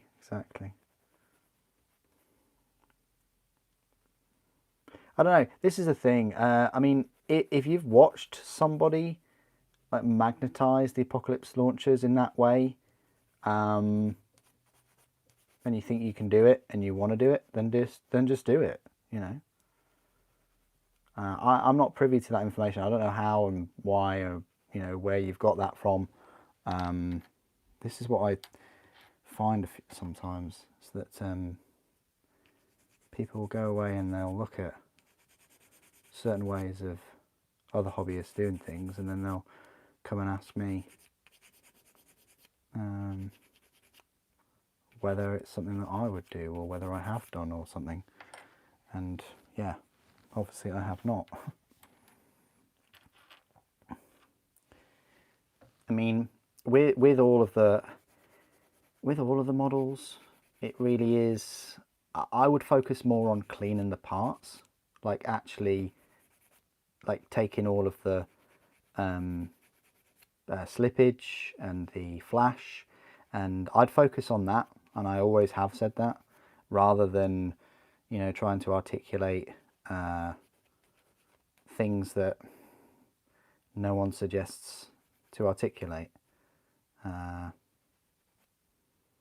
It's also like the the big weapons. You don't need to magnetize the big weapons. You can, and I recommend you should, and how you do that is completely up to you. You know, you can use what's his name? I've forgotten the other YouTuber. Not Leaky Cheese. The other guy, one of the first people that did like a tutorial and things. He took one of the side parts off of the weapon, so he put a rod in, and maybe you can like elevate it and things. I'm not sure, but no, I'm perfectly fine with weapons being at a specific height. I think more kind of customization and things you do with these kits, the more you're turning them into like a action figure.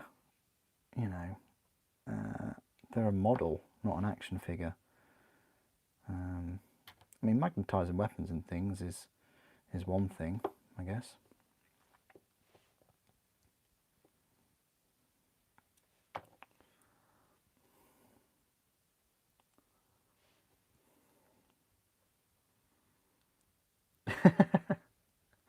Armored Sentinel with a mortar on the back. Good or bad idea? With a mortar. Krieg Rough Rider close fire support. Interesting.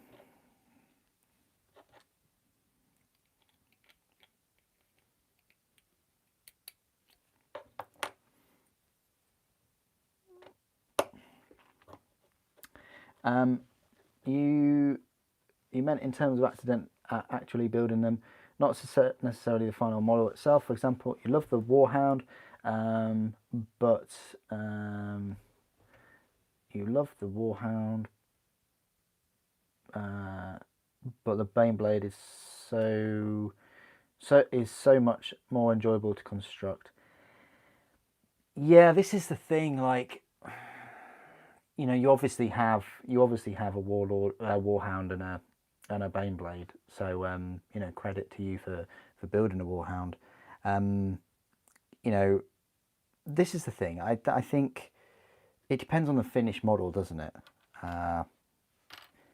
You know, I think some of it is a labour of love. Like the Reaver Titan, it's definitely a labour of love.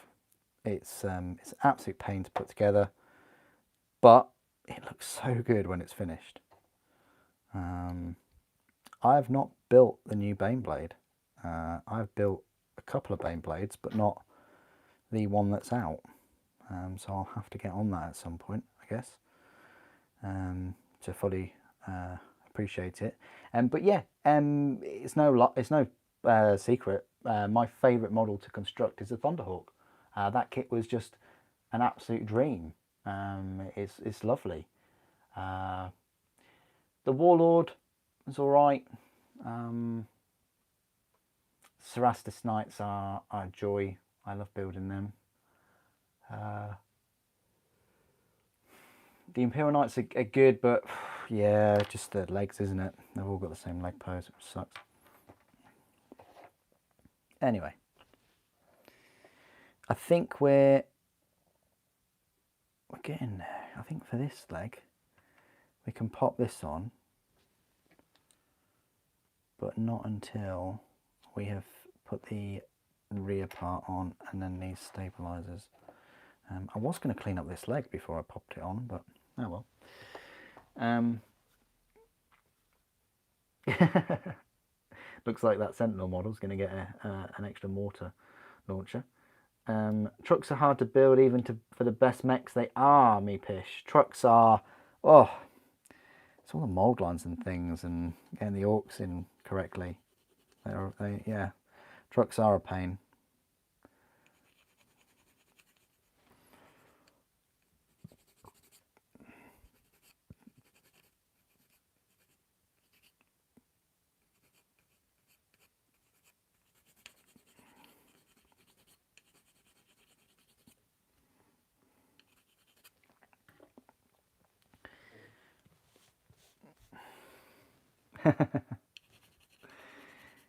Yeah. Could you fit a mortar launcher on a sentinel? I'd love to see that. Surely it would crumple under the weight.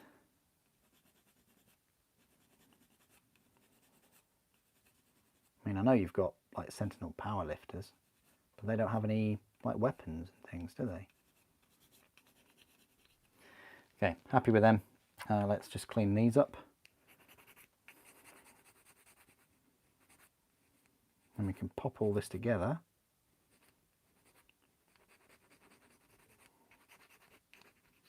And we've made some huge progress in these 2 hours. Time does fly. I keep telling you all that. It flies by when building these big kits. Especially this one with the 300 parts. This has more parts than the Resin Thunderhawk. I wonder if it's got more parts than the Warlord. Oh, I don't know. Am I in a position to find out? Probably not.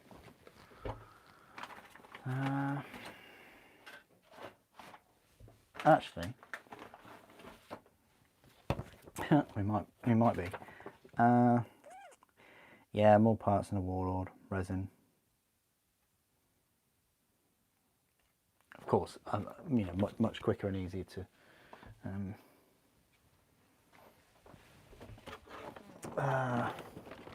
put together.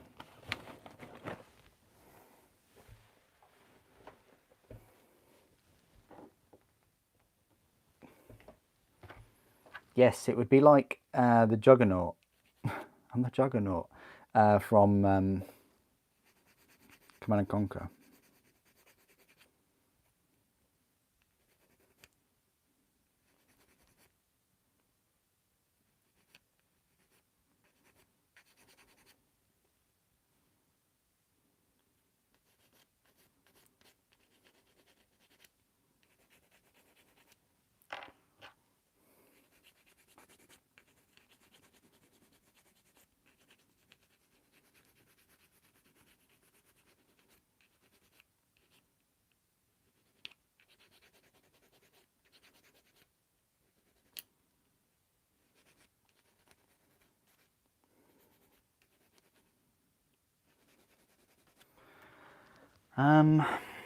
Do you think the recent drop in GWs? Yeah, I've seen their recent drop. It's tiny. Finally hit the price ceiling for kits and customers have had enough. It's so hard to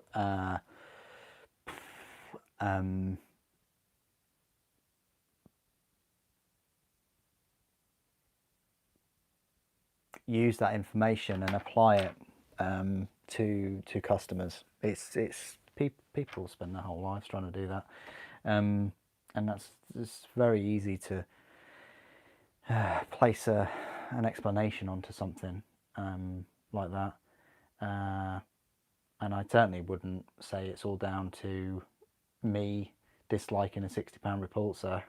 This is very, very short lines to draw.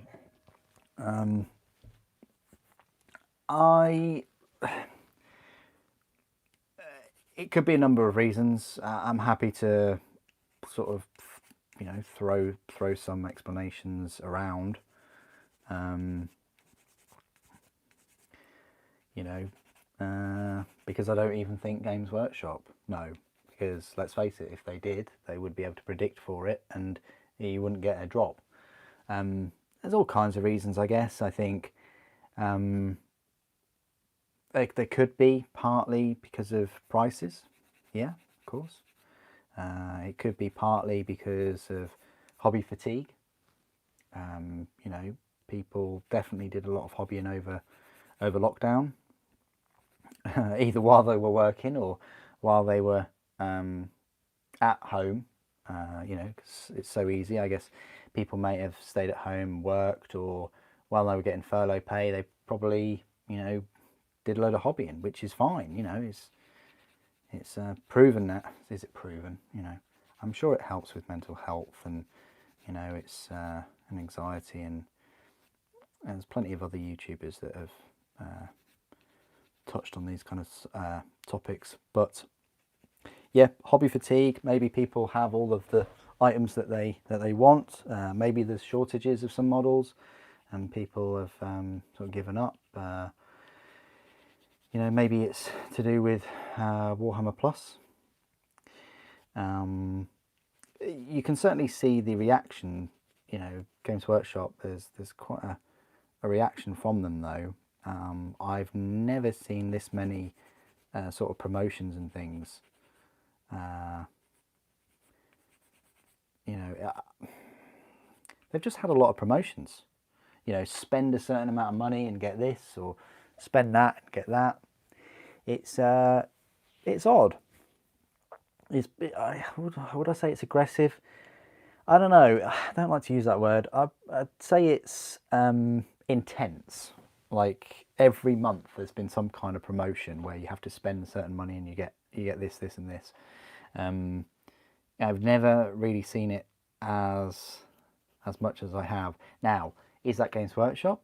And would you include the shareholders with Games Workshop, or is it just the shareholders that are, you know, pushing on Games Workshop? Say, look, you know, we need it to keep going up and up and up. But you know,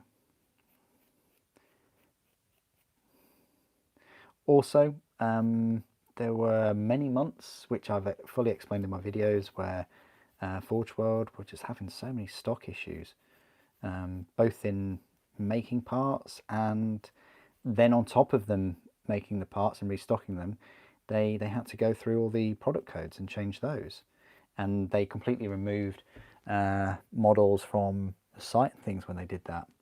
The Night Shroud Bomber was a classic example that completely got taken off their website while they changed that. Also, the HQ was, I say it was closed. It was closed for a while, but then they, you know, and then there's the whole business of furlough pay with Games Workshop. They took it from the government, but then they gave it back. They gave it all back. Now, if a company is in a good position to pay their own staff, you know, the tax furlough, which they didn't have to, because I know plenty of businesses that took it, then they must be in quite a good position, regardless of sort of share price.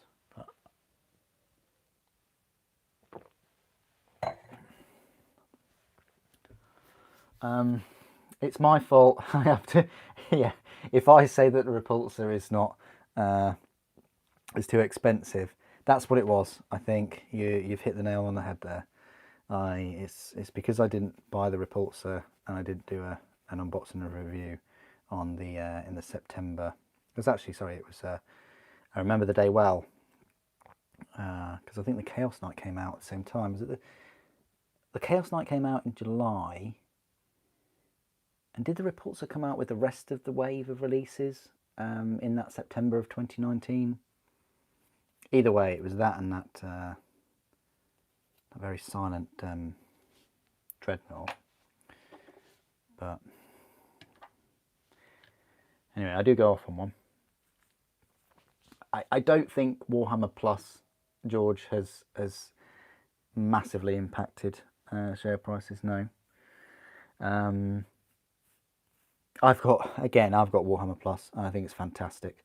For the £1.50, I've calculated that it cost me a month.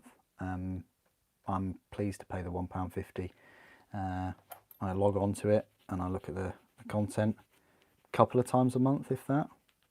The one thing that shocked me is the White Dwarf price, though, going up to £7.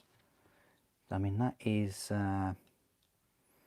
Yeah, we'll see how much the subscription is next year, because I do enjoy making those videos for everyone. But it is getting a bit pricey, they are. Right, I'm blabbing on a bit, and I need to work this out, work this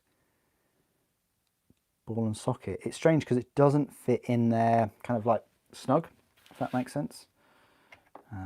But we'll attach it nonetheless.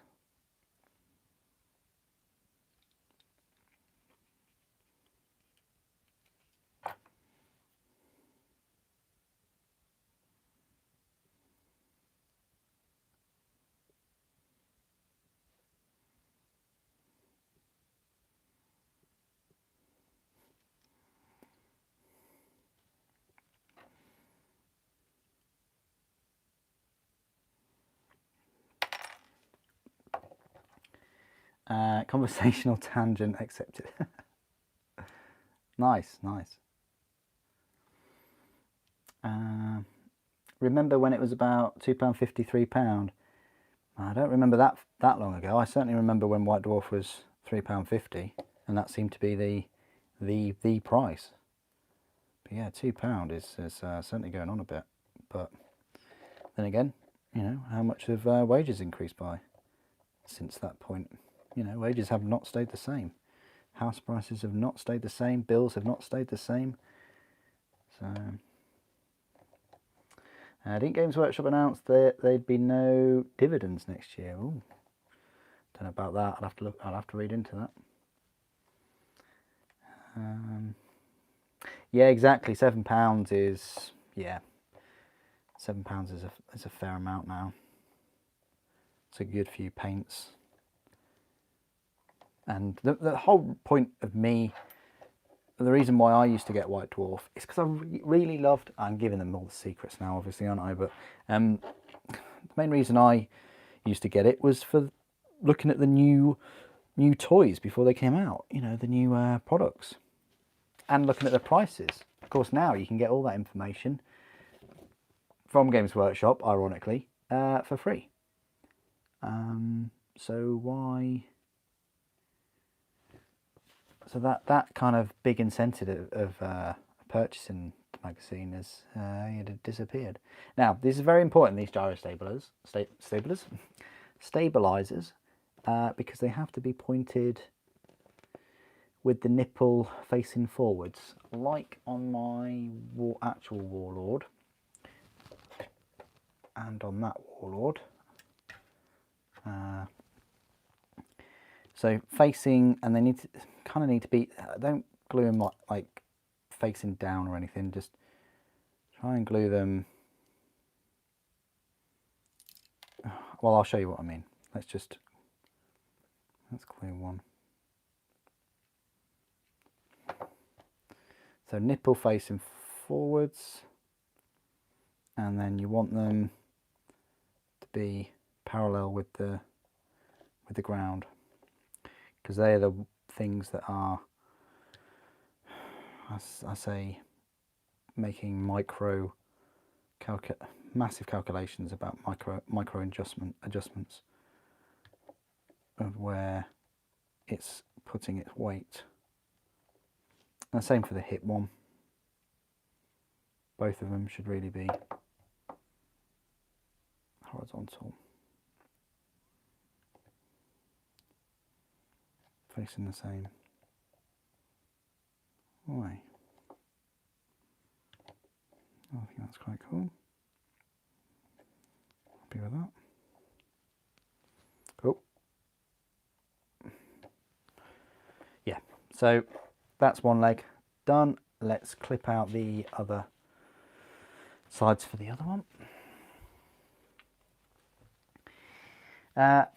How much do you think if Warmaster became full-size model from Forge World? Minimum of 2,000. I'd probably even price it at 2,500. If they're going to price it, I'd really hope that they would sell the legs and the torso separate. So maybe the legs for 1,000, maybe a bit more, and then the torso for 1,000. Maybe the weapons 250 each, minimum. The head would be separate. Maybe the head would be 80. That's the pricing I'd go for anyway. But it's all the pricing of it's whether they can get enough money back from the sales of those. Personally, if it was me, I was in charge, I'd just roll out so many different weapons for the Reavers and the Warhounds and the Warlords and things, because they send out certificates, so they know how many thousands of Titans they've sold. So to make different weapons, which on the Forge World site they often sell out, there's a lot of people out there that would be very tempted to buy new weapons for their expensive minis. Anyway, I keep going off on a tangent. But I like it. I like the questions. Keep them coming. They're really good. All of your questions kind of make the entertainment of the live stream, guys. So 26 is there, and then 27 is always on the outside.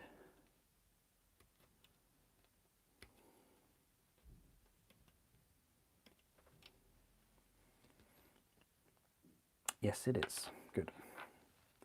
And we also need another pair of stabilizers.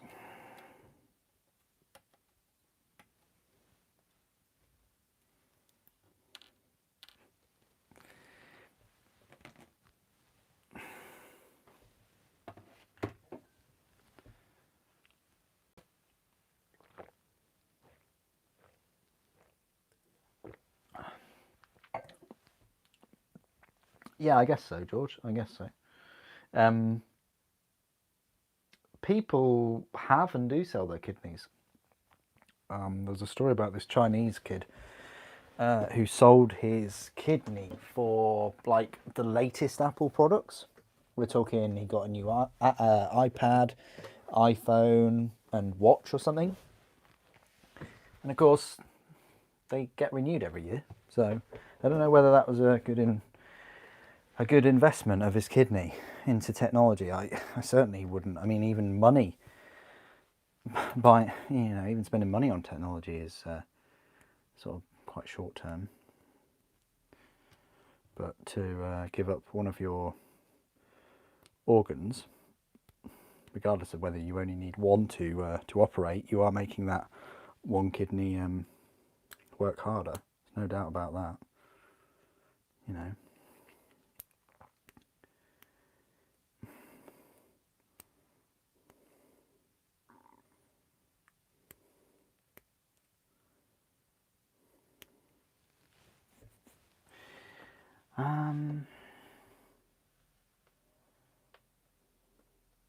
Yeah, nice one, Explore Norfolk. No, yeah, nice one.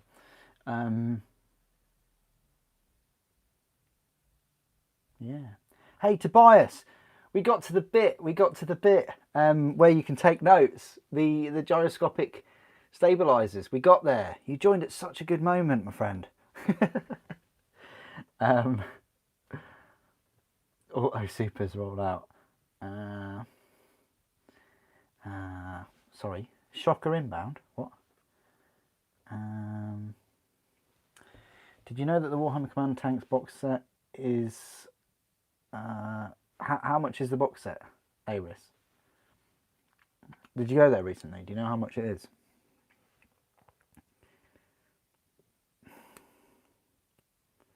I mean, a Land Raider is 50 and a Rhino is what, 30, 35 something. But that's because they put the Razorback in the Rhino set. That's what bumped that price up.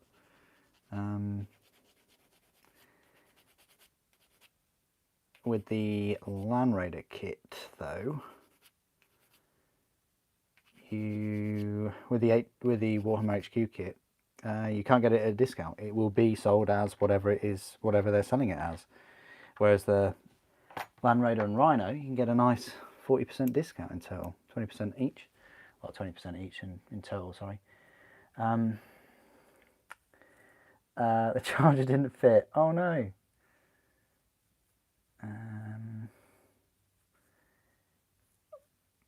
Possibly, Lee. Did you get the novel as well? I got the little novel with mine. Oh, Chris, you're finishing up your 40k Hydro emplacements. So many sandbags. Yeah, I know, Tobias, I know.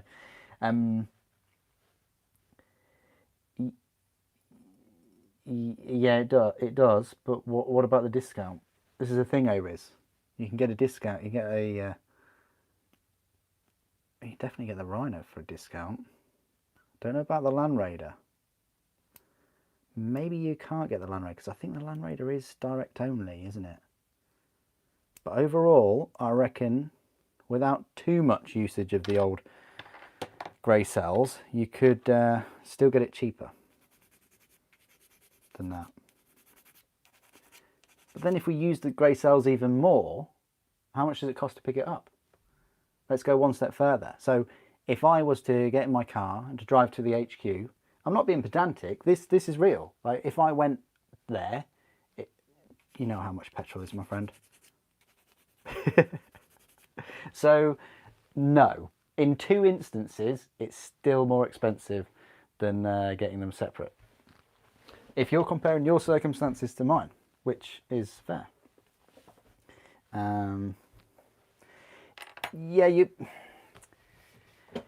Yeah, but you can't be comparing full retail without taking into effect of going to a store. You know, you can go on the web store right now and buy a Rhino and a Land Raider at a certain price and get free delivery. You can't do that with the HQ sets. You have to physically go there, because you might not have a friend that lives there or picks it up. Anyway, like I say,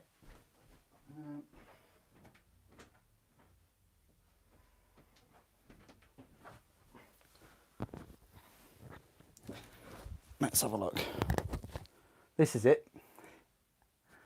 This to Gobbo's Revenge. Mike Brooks. He did the Brutal Cunning book. Lee. I think the Brutal Cunning book came out earlier.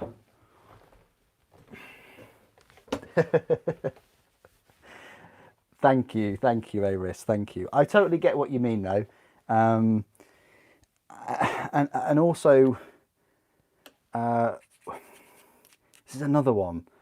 Wouldn't you expect it to be cheaper from the place that they actually make it? I mean, I wish the products were cheaper. Like, I wish all the products there were cheaper.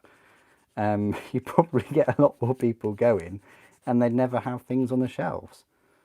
Because think about all of the, you know, logistics and things, and getting some of their products all around the world. But, you know.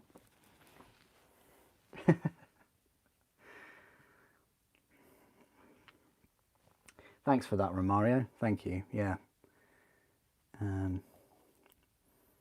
We have an in-depth discussion about the prices.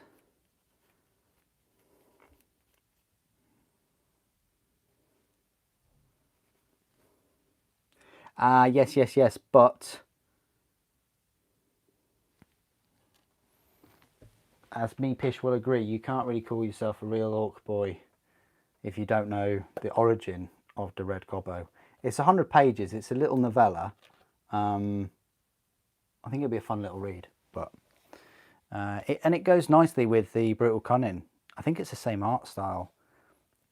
I'm not really a big fan of it being in hardback. I wish it was softback. But oh well, you know. It seems like they make anything out of in hardback nowadays. Probably because I complained so much. This is going back to me. I complained to Games Workshop, so many videos saying, oh, I'd pay like £5 extra if it was hardback. I didn't need them to apply that to a 100-page novella though. I mean,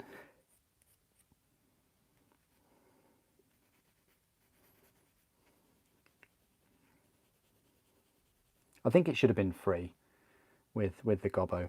That would have incentivized that. I think he's sold out anyway though, isn't he? I just remember seeing that somewhere. Apologies if that is wrong, but no, Kriegsman. I want to see this magnetization.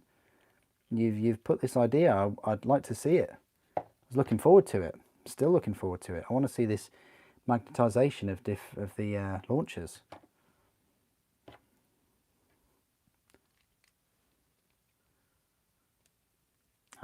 Not on Warhammer website, but it is on Element. What? So it is not sold out on Warhammer, but it is sold out on Element. I think that's what he said. What was it worth? What was Red Gobbo worth it? Now, this is the interesting point. The The original Red Gobbo was £20. I couldn't remember that. I couldn't remember it being that expensive, but he was, and that was 2 years ago. So now you're paying £3.50 for the bouncer squig. That's the way I see it anyway.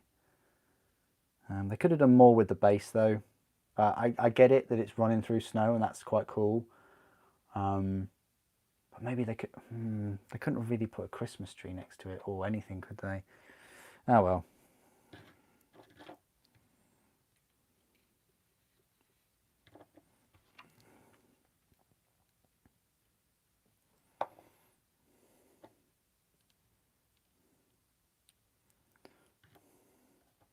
I think the base isn't as good as the previous one, but the model is better. That's the way I'd look at it. Yeah, Lee, but on Element, you can get that novel for £4. I don't think they sell it on Amazon because it's such a small novel. But that's where I got the little book for, £4. £4, 100 pages, that'll keep me occupied for 30 hours. Really like a page a minute, I don't know. No, I'll probably read a page every 20 seconds, 30 seconds, something like that. I don't know. Still, it would keep me entertained for a little while. And I kind of want to read it over Christmas.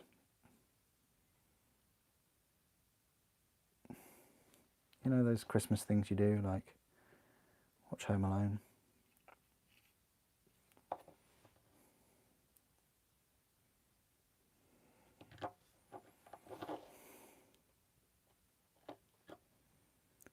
Keep the change, you filthy animal. Right. So we want them horizontal and parallel again, if we can. With the pointy bit forward.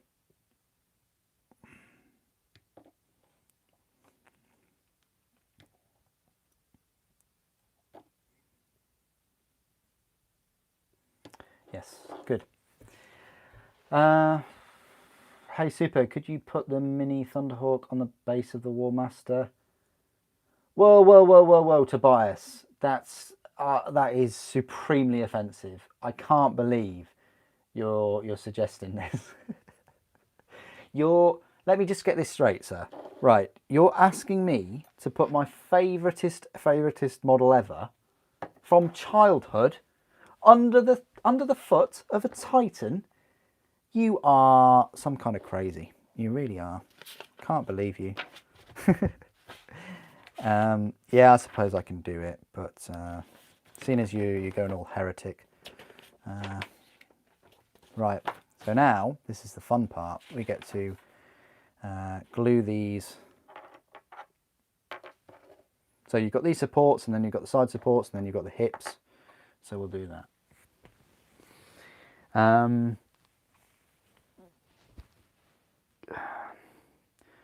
You mistakenly purchased 3 Thunderhawks.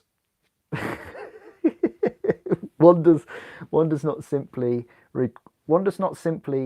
mistakenly purchase 3 Thunderhawks, but well done, sir. That is the correct number of Thunderhawks. Got to have tasty bases, Super. I've seen your bases, Tobias, and they're just full of 3D printed stuff that's beautifully painted. But I kind of think you're gonna try and get a 3D printed or recasted plastic Thunderhawk, which probably might cost you more than the £26. But yeah, I can certainly put this. Where do you want me to put it? What, like on a base, or? I mean, look at the size of it. It is a super heavy flyer. Maybe you could have a. Can't you just have him stomping on a Xiphon instead of a beautiful Thunderhawk? I mean, this is so going to overlap. I think it's too big, but you know, on the night base, yeah. But on this base, Good luck, sir. Good luck. That's what I'm going to say. Oh, yes, Lee. Yes, Lee. Yeah, yeah. No, Kriegsman, I really want to see you do it on the Apocalypse, definitely. You have 1 with the gear up and 2 with the gear down. Oh, yeah, the landing gear, yeah. I've just got mine down because I want it to mirror the resin one.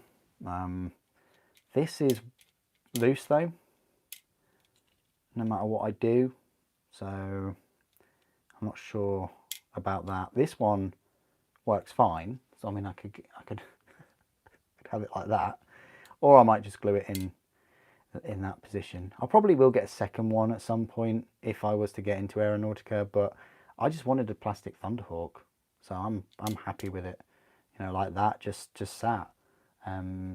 It's a decent size as well. It's a shame I can't use it as a hood ornament for the resin one, but yeah. Oh no, Tobias, more heresy. Oh, I can't believe you, sir. I can't believe you. You know, first you want the Warmaster to be stomping on it, and now you want to chop it up. You are a heretic. You really are. Okay, let's glue these in. Plop.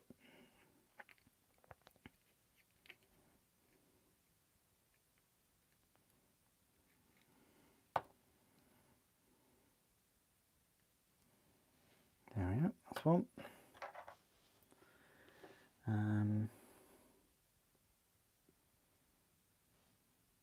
Okay, that's cool. What if it's a heretic Thunderhawk? This is true, yeah. But then again, Lee, I've seen his Titans. And I think your Titans are heretics, aren't they? Tobias? Yeah, okay. What? Your Titans are loyal? I can't believe it. Oh, so you're going for a heretic Thunderhawk. Okay. Alright, there we go. That's fine. I don't mind. Maybe you could have a couple of tentacles coming out of the Thunderhawk, like it's a Death Guard one or something. Oh yeah, Legio Ignatum. Or Ignatum. If I was doing the full Grimsby accent, it would probably sound like Ignatum. Okay, let's put him on. So we are going to glue these hips together. Then we've got some rods to go, and then the armour panelling. But at least we made a nice start today. I would like to say we're halfway, but we're probably not even a third. So that just gives you an idea, guys, of how much. You probably even saw me build one of these 7 months ago, actually. I know Tobias, I think you were in the streams back then. Well, there is a Psy Warlord Titan that I will be building in Titan month, next month, so looking forward to that. I think I've cleaned the parts. I can't remember now. It's right here in this bag. I must have. I'm sure I've cleaned these parts.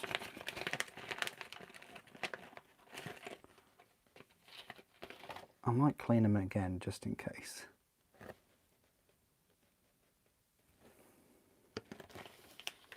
I'm sure I have, because I remember specifically cleaning this head. But anyway, I think I should just clean them again. Just we'll see.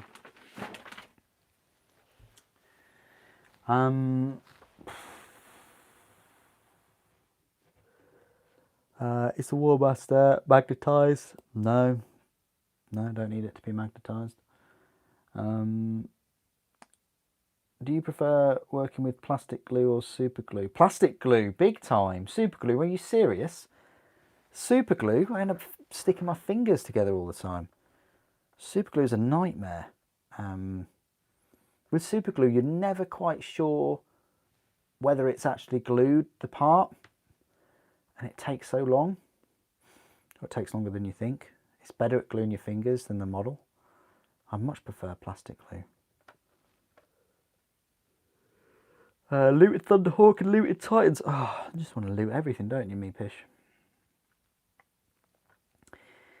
You were considering getting one of those. If you could just buy the weapon parts, you would get one. Yeah, Forge World stopped doing that a while ago, didn't they? There's only select kits where they sell like the weapon parts and things individually, and I wish they'd gone back old school and started selling individual resin kits again. You know, the upgrade parts for tanks and things. Right, let's get back to this. So we've got A12, A22.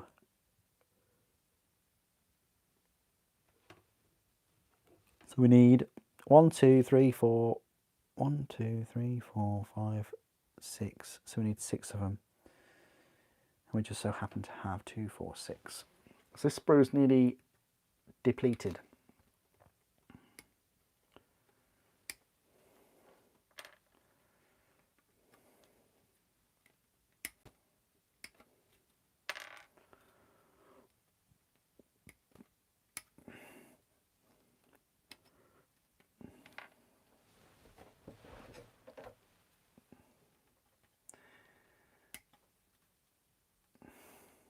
That sentence is difficult. Is your Adeptus Titanicus battle force have been builded yet? There's a couple of things wrong in that sentence, but I understand where you're coming from, Revan, so thank you. Is it built? Well, I've just shown you an unbuilt model, which would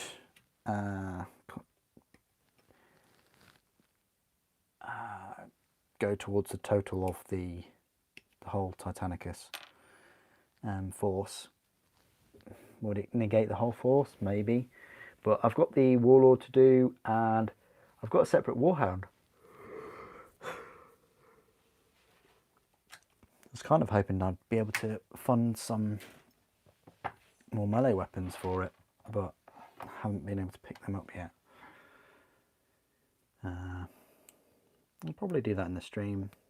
Build a Warhound as well, a little one.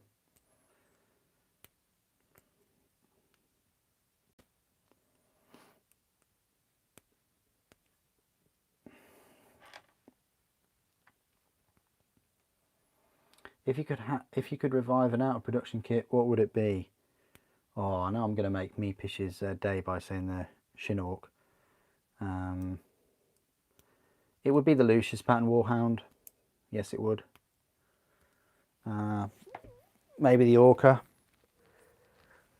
The Thunderhawk Transporter, but I wouldn't necessarily want that back in production, or brought back. I would want it to be revived, as you say, and when I mean revived, with as much care and attention as the current Thunderhawk. It's just something so cool seeing a Thunderhawk carrying 2 rhinos, or a Land Raider just zipping about.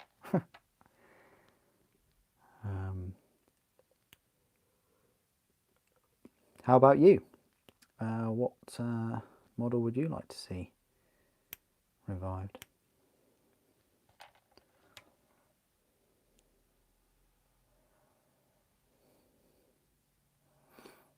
Exactly, Lee, exactly.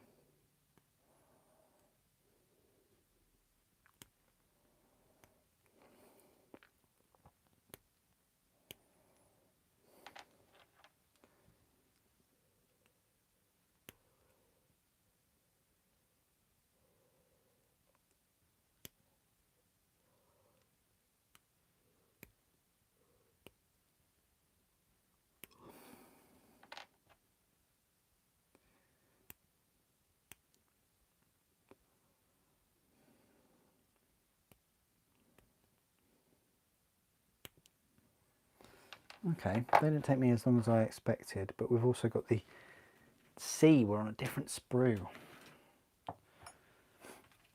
I've got the armour panels. Oh yeah, this is the new sprue which I showed in the unboxing. You've got this big old Desolated chainsword.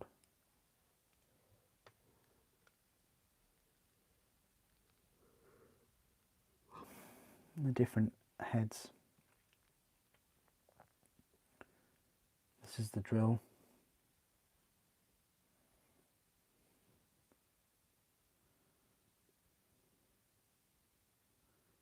That's really nice. Don't know what head I'm going to go for. I might go for this one. Anyway, we're looking for the C sprue, which I think this is. It's the armour. Yes, it is. It's definitely this. I just want to see the different heads. Well, they show two heads there, but I'm sure there's another one. Might just have two. So C1, these.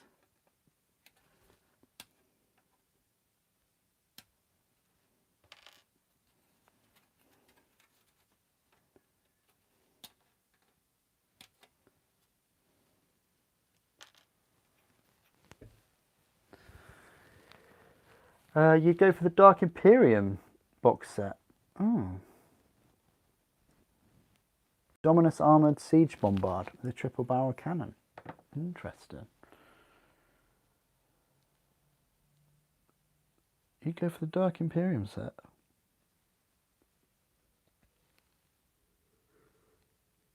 The Achilles Land Raider. I'd really like that back. They've got rules in the compendium. They brought the compendium out last year, and it's a shame that they did away with those rules. With the kit. Really nice kit. C2. That's where it gets a bit. Now we armour up the legs. And C3. Just conscious about what I clip off before the time. We can do. Yeah, I guess we could armour up the whole thing, yeah. C5 and C4.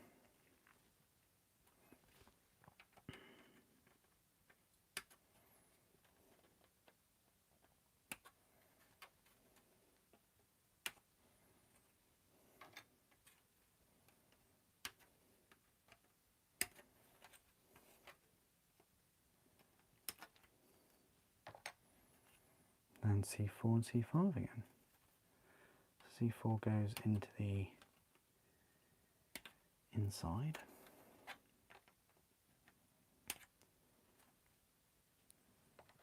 And C5 is on the outside.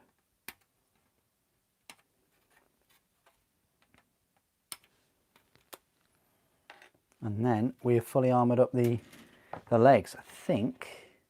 Well, not fully armoured. We've still got the front armour plates, and then we've got the toe armour plates and the back armour plates, and then we have fully done the legs tonight. I don't think we'll get those bits done, but I'm happy with where we've got to.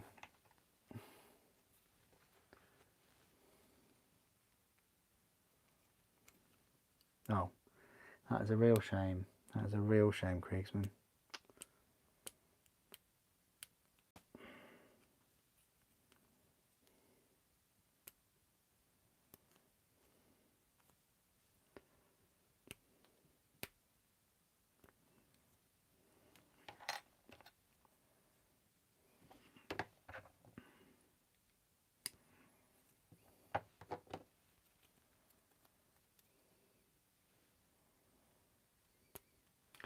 The Imperial Fortification walls back, yeah.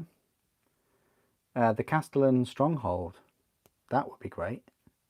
They brought that back. They also had a Crash Thunderhawk tile. A couple of those tiles would be great.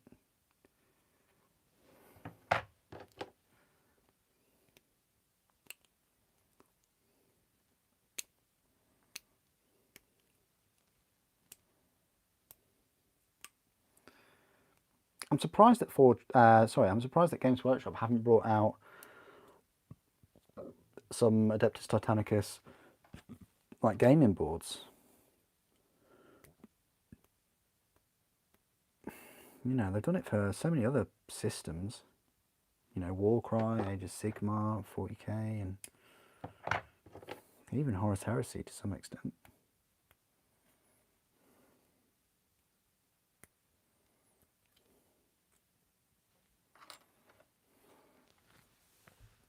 You're putting the armour on before painting it? Yeah. Yeah, because I review these models. Like, I don't have the luxury to sit there and paint like all the time. I just don't have that luxury, Tobias.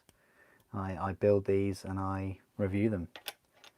You know, and I don't want to be sat there with 50 pieces of blue tack in them. Resin models, that's a different story, but no plastic. Yeah, I did it for them. They're glued on, absolutely fine.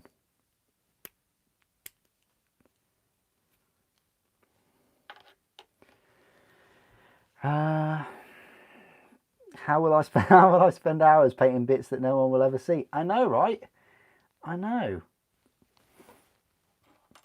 I could better use those hours working or making videos for everyone.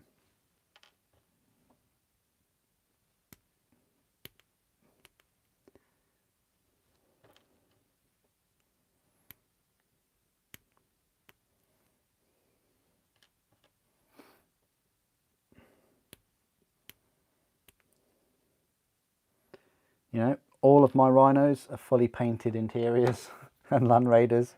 Of course, I wouldn't have it any other way. Right, this task, these 6 are a bit monotonous.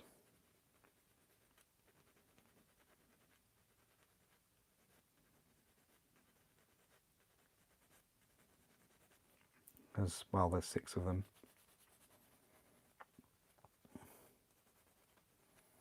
They don't have to really be done because you don't see them with all their armor plates on, but, you know.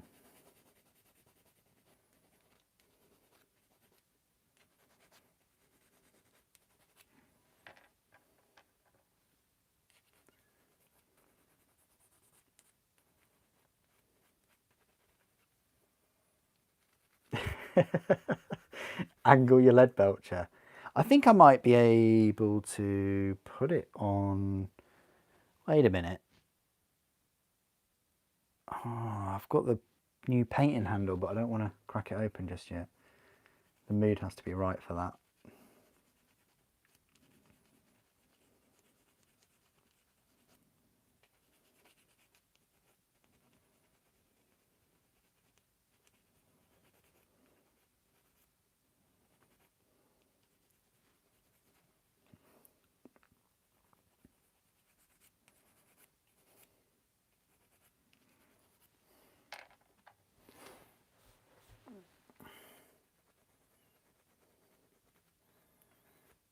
I think we made good progress with the legs tonight. Quite happy with that.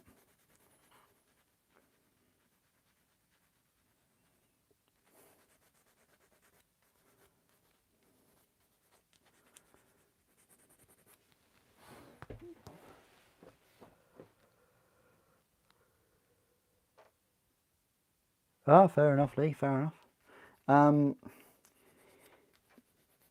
Yeah, Wednesday. I kind of want to build the red gobbo, but he has rules in there too for him. Yeah, I might build him on the Wednesday. And then I will have time left over, so I'll probably just continue with this.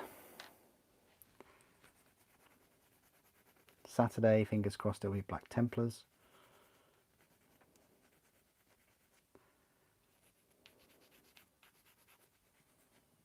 And those builds will most likely continue into the Wednesday after. unless it's a December, and then it'll be something to do with Titans.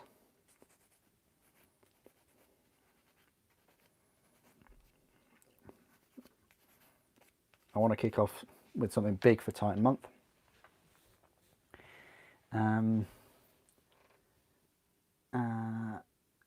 This guy does take a lot of time. You've only built the legs for yours so far. Okay. But you've also painted your legs, haven't you? Oh, sorry.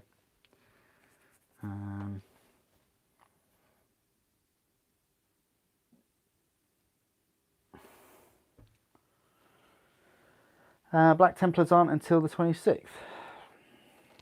Are you sure? Oh, they've got a 2-week window, have they?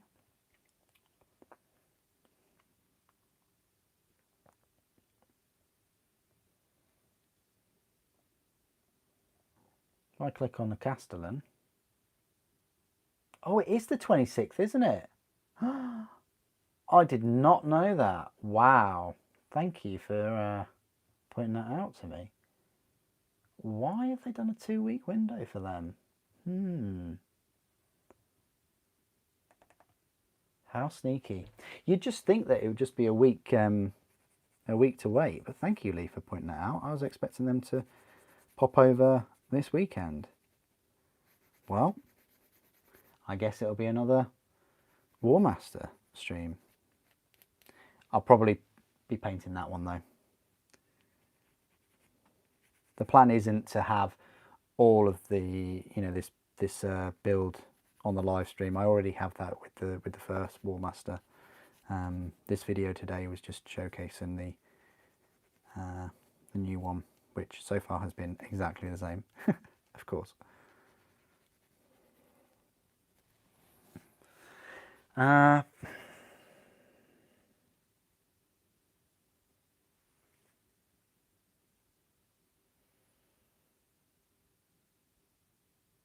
Oh, nearly paint. Okay, just got the armor panels for left leg to do. You're working on them. Oh, nice one. I look forward to seeing them, Tobias. Black Templars are busy away crusading. We'll need the extra week to arrive. Okay. All is forgiven then. They're spending another week polishing their relics, right? Especially that bone shape one. Don't even know what that one is. Can anyone guess?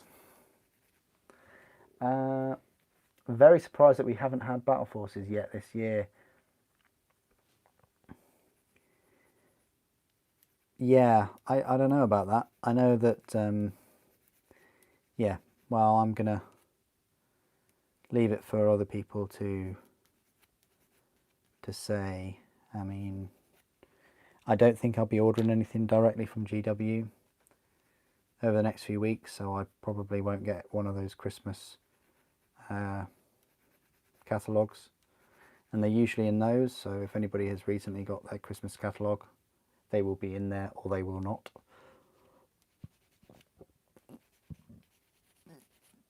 Well, yeah, they could be polishing their minor relics.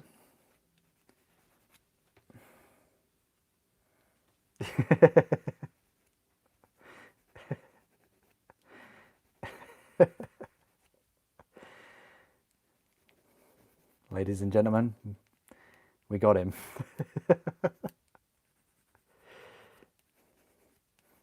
I wasn't polishing my relics, I was just preparing my resin parts. You know, there's a lot of preparation involved for these kind of things. You know, the quickest bit is just putting these models together. Well, obviously painting can well take a long time, I guess, but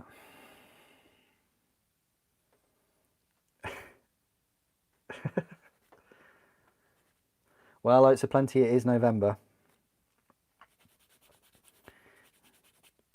or Movember, should I call it?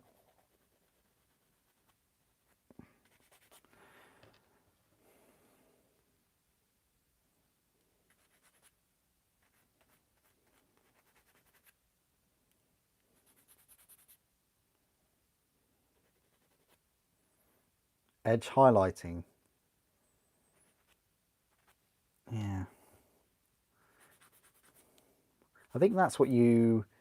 I think that's the result if you do polish your minor relics.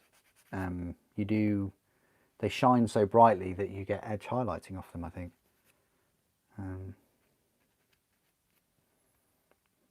don't know, I like the relics in that upgrade box. The Crusader helm is quite cool.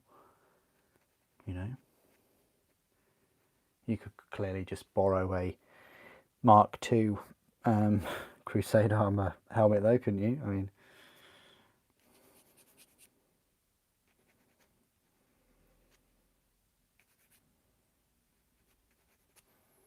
what would people want to see from Games Workshop next and Forge World?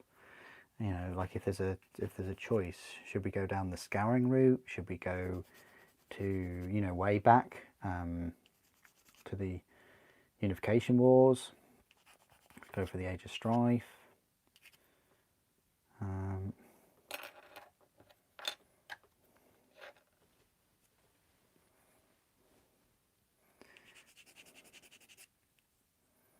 Yeah, it's a nice touch, isn't it, having relics represented physically. Of course, that should never stop people saying, "Oh, he'll," you know, they've got that relic, even though it's not represented on the model. I don't think it necessarily has to be, does it? I think War Gear does. Like, I think it's like the grenade sort of situation. They've all got frag and crack grenades, but you don't necessarily need to glue them on.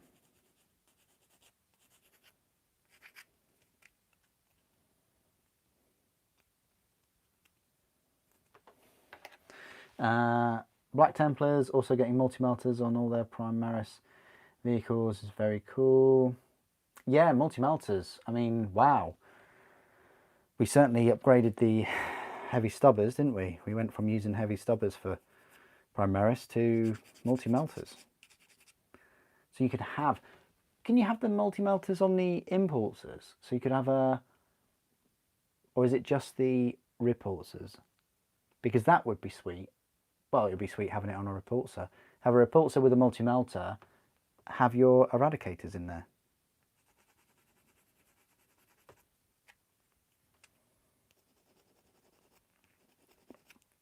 Tasty. Very, very tasty.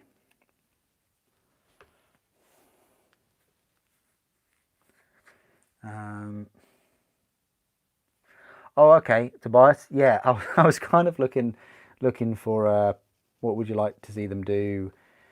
You know, like a full system. You know, like you've got Horus Heresy and you've got 40k. Like, where would you like to see them go next after both of those? But yeah, an AT Imperator would be nice. It, you know, the current Warmaster is £100.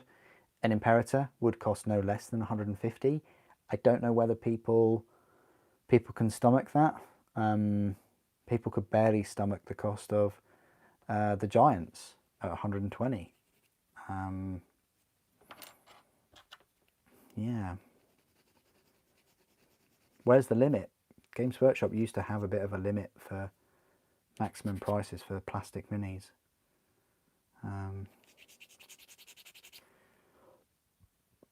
But I think that all got blown out the window with the Void Dragon at £70 for one sprue. Very expensive. But it's a cool model. So this is the thing, the Imperator could... Forge World, they've made... this is a thing. I hope you have gone around the exhibition now, because I think you told me you went a couple of times and you just bought things, but you never went around the exhibition. But I hope you've gone around and had a look at the Adeptus Titanicus showcasing, because they have an Imperator Titan for AT scale that they've kit bashed from a Imperial Knight. Or is it a Castellan Knight? I think it might be a Castellan Knight. Anyway, Oh, thanks, Aris. Thank you. You got remaining demon Primarchs. Okay. Some Forge World Orc vehicles and the larger bomber class ones. A reboot of Gothic Armada. Yes, there we go. That would be brilliant, wouldn't it? You know, if Star Wars can do it with Armada. Yeah, and they've, you know, these are beautiful. You know, I want to see Gothic again in plastic. They can do it now. They don't need to rely on mainly metal minis.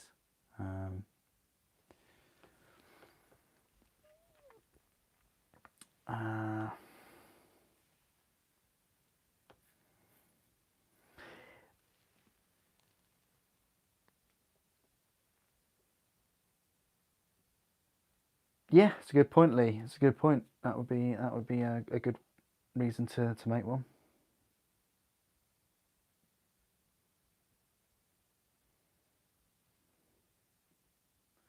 Wow, so you can put an impulsor. You can put a multi-melter on an impulsor. Wow. I'm still not a massive fan. But putting a multi-melter on anything, yeah, makes it better. Definitely. I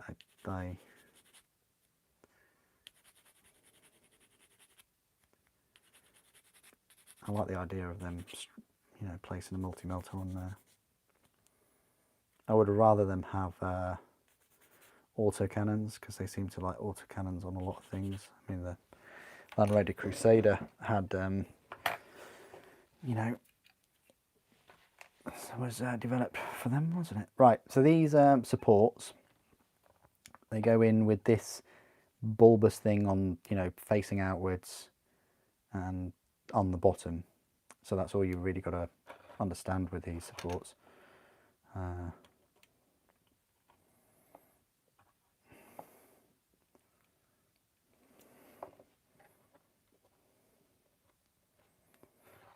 I try and get them quite level.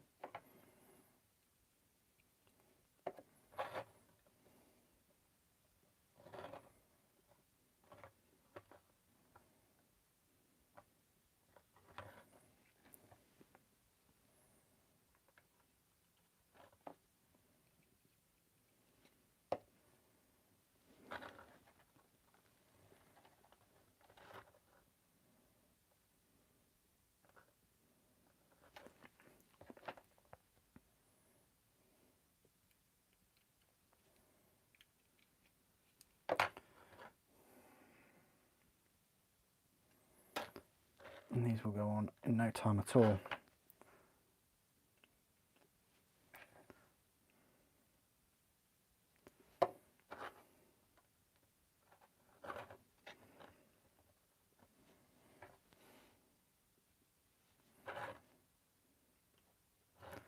And this is where we're going to be ending it.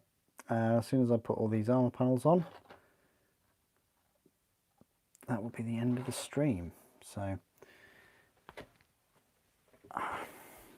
we've made some good progress tonight on this second Warmaster. Very happy.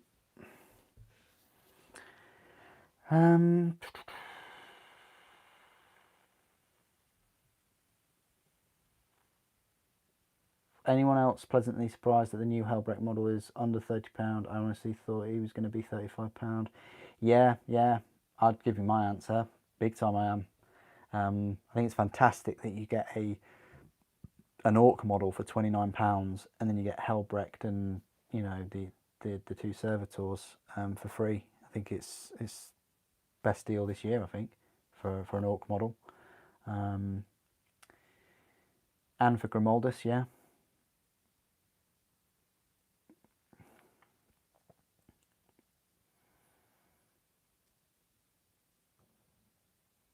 You've not had a chance to see the museum thingy. Oh. Well, Tobias, when you're going to go and see it next year, just give me a call or whatever. And I know it's easy for you to get to, but just message me or something, and I'll see if I can meet you there. Because yeah, I'd love to hear your thoughts and things on it. That'd be awesome. That'd be a really good day out. I always love going there anyway. And they change up the displays, you know, I say frequently, they do change the displays up. Oh no, I've glued an armor plate on. Oh no. People are not going to be able to see that little rivet in there. Yeah, well, there we are.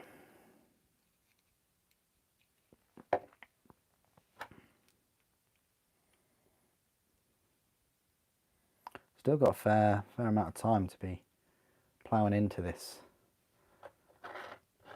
model.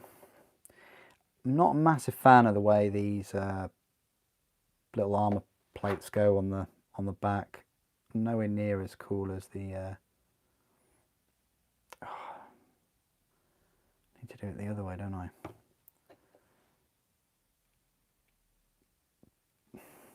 I like the teeth on them, but it just seems like the contact point is really, really small.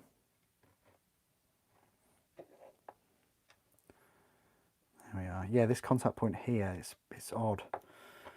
I much prefer the Warlord's toe armour. I'm phrasing that. Yeah, that'd be cool, Tobias. That'd be cool.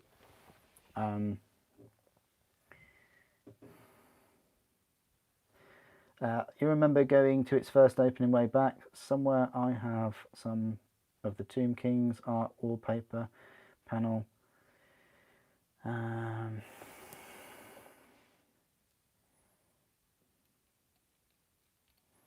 Well, explore Norfolk. I'll tell you when we're going, and then I could probably give you a lift.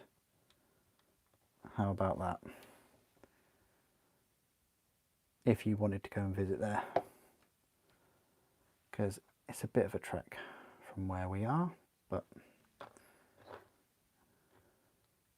at least it's not. At least we're not in sort of Scotland or Ireland or,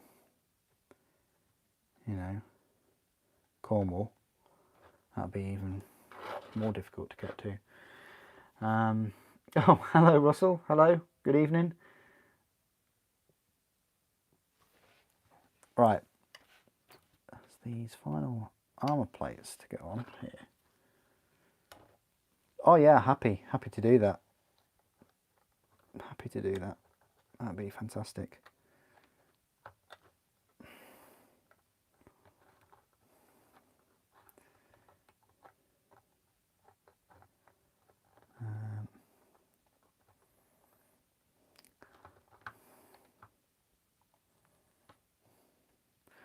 As long as you purchase me one of the models from Forge World of my choosing. I'm joking.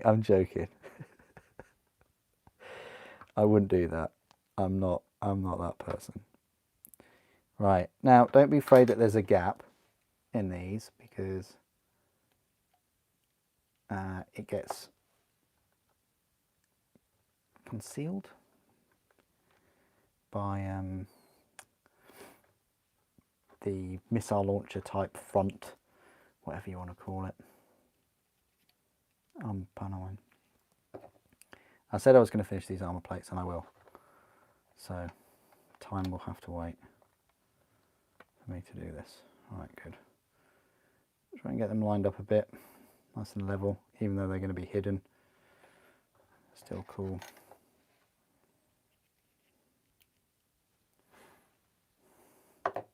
Happy to cover fuel.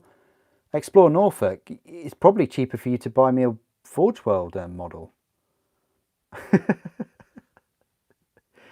Fuel for my car, for my petrol car, is just wow. I might have to start taking Forge World models to the pumps with me and ask them if it's a valid currency. I mean,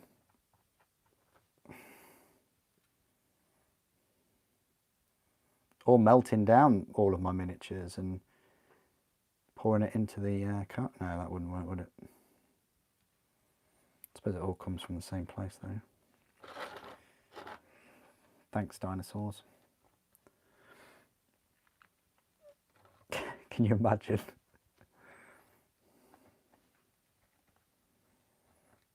Thank you, dinosaurs, for my miniature collection this evening.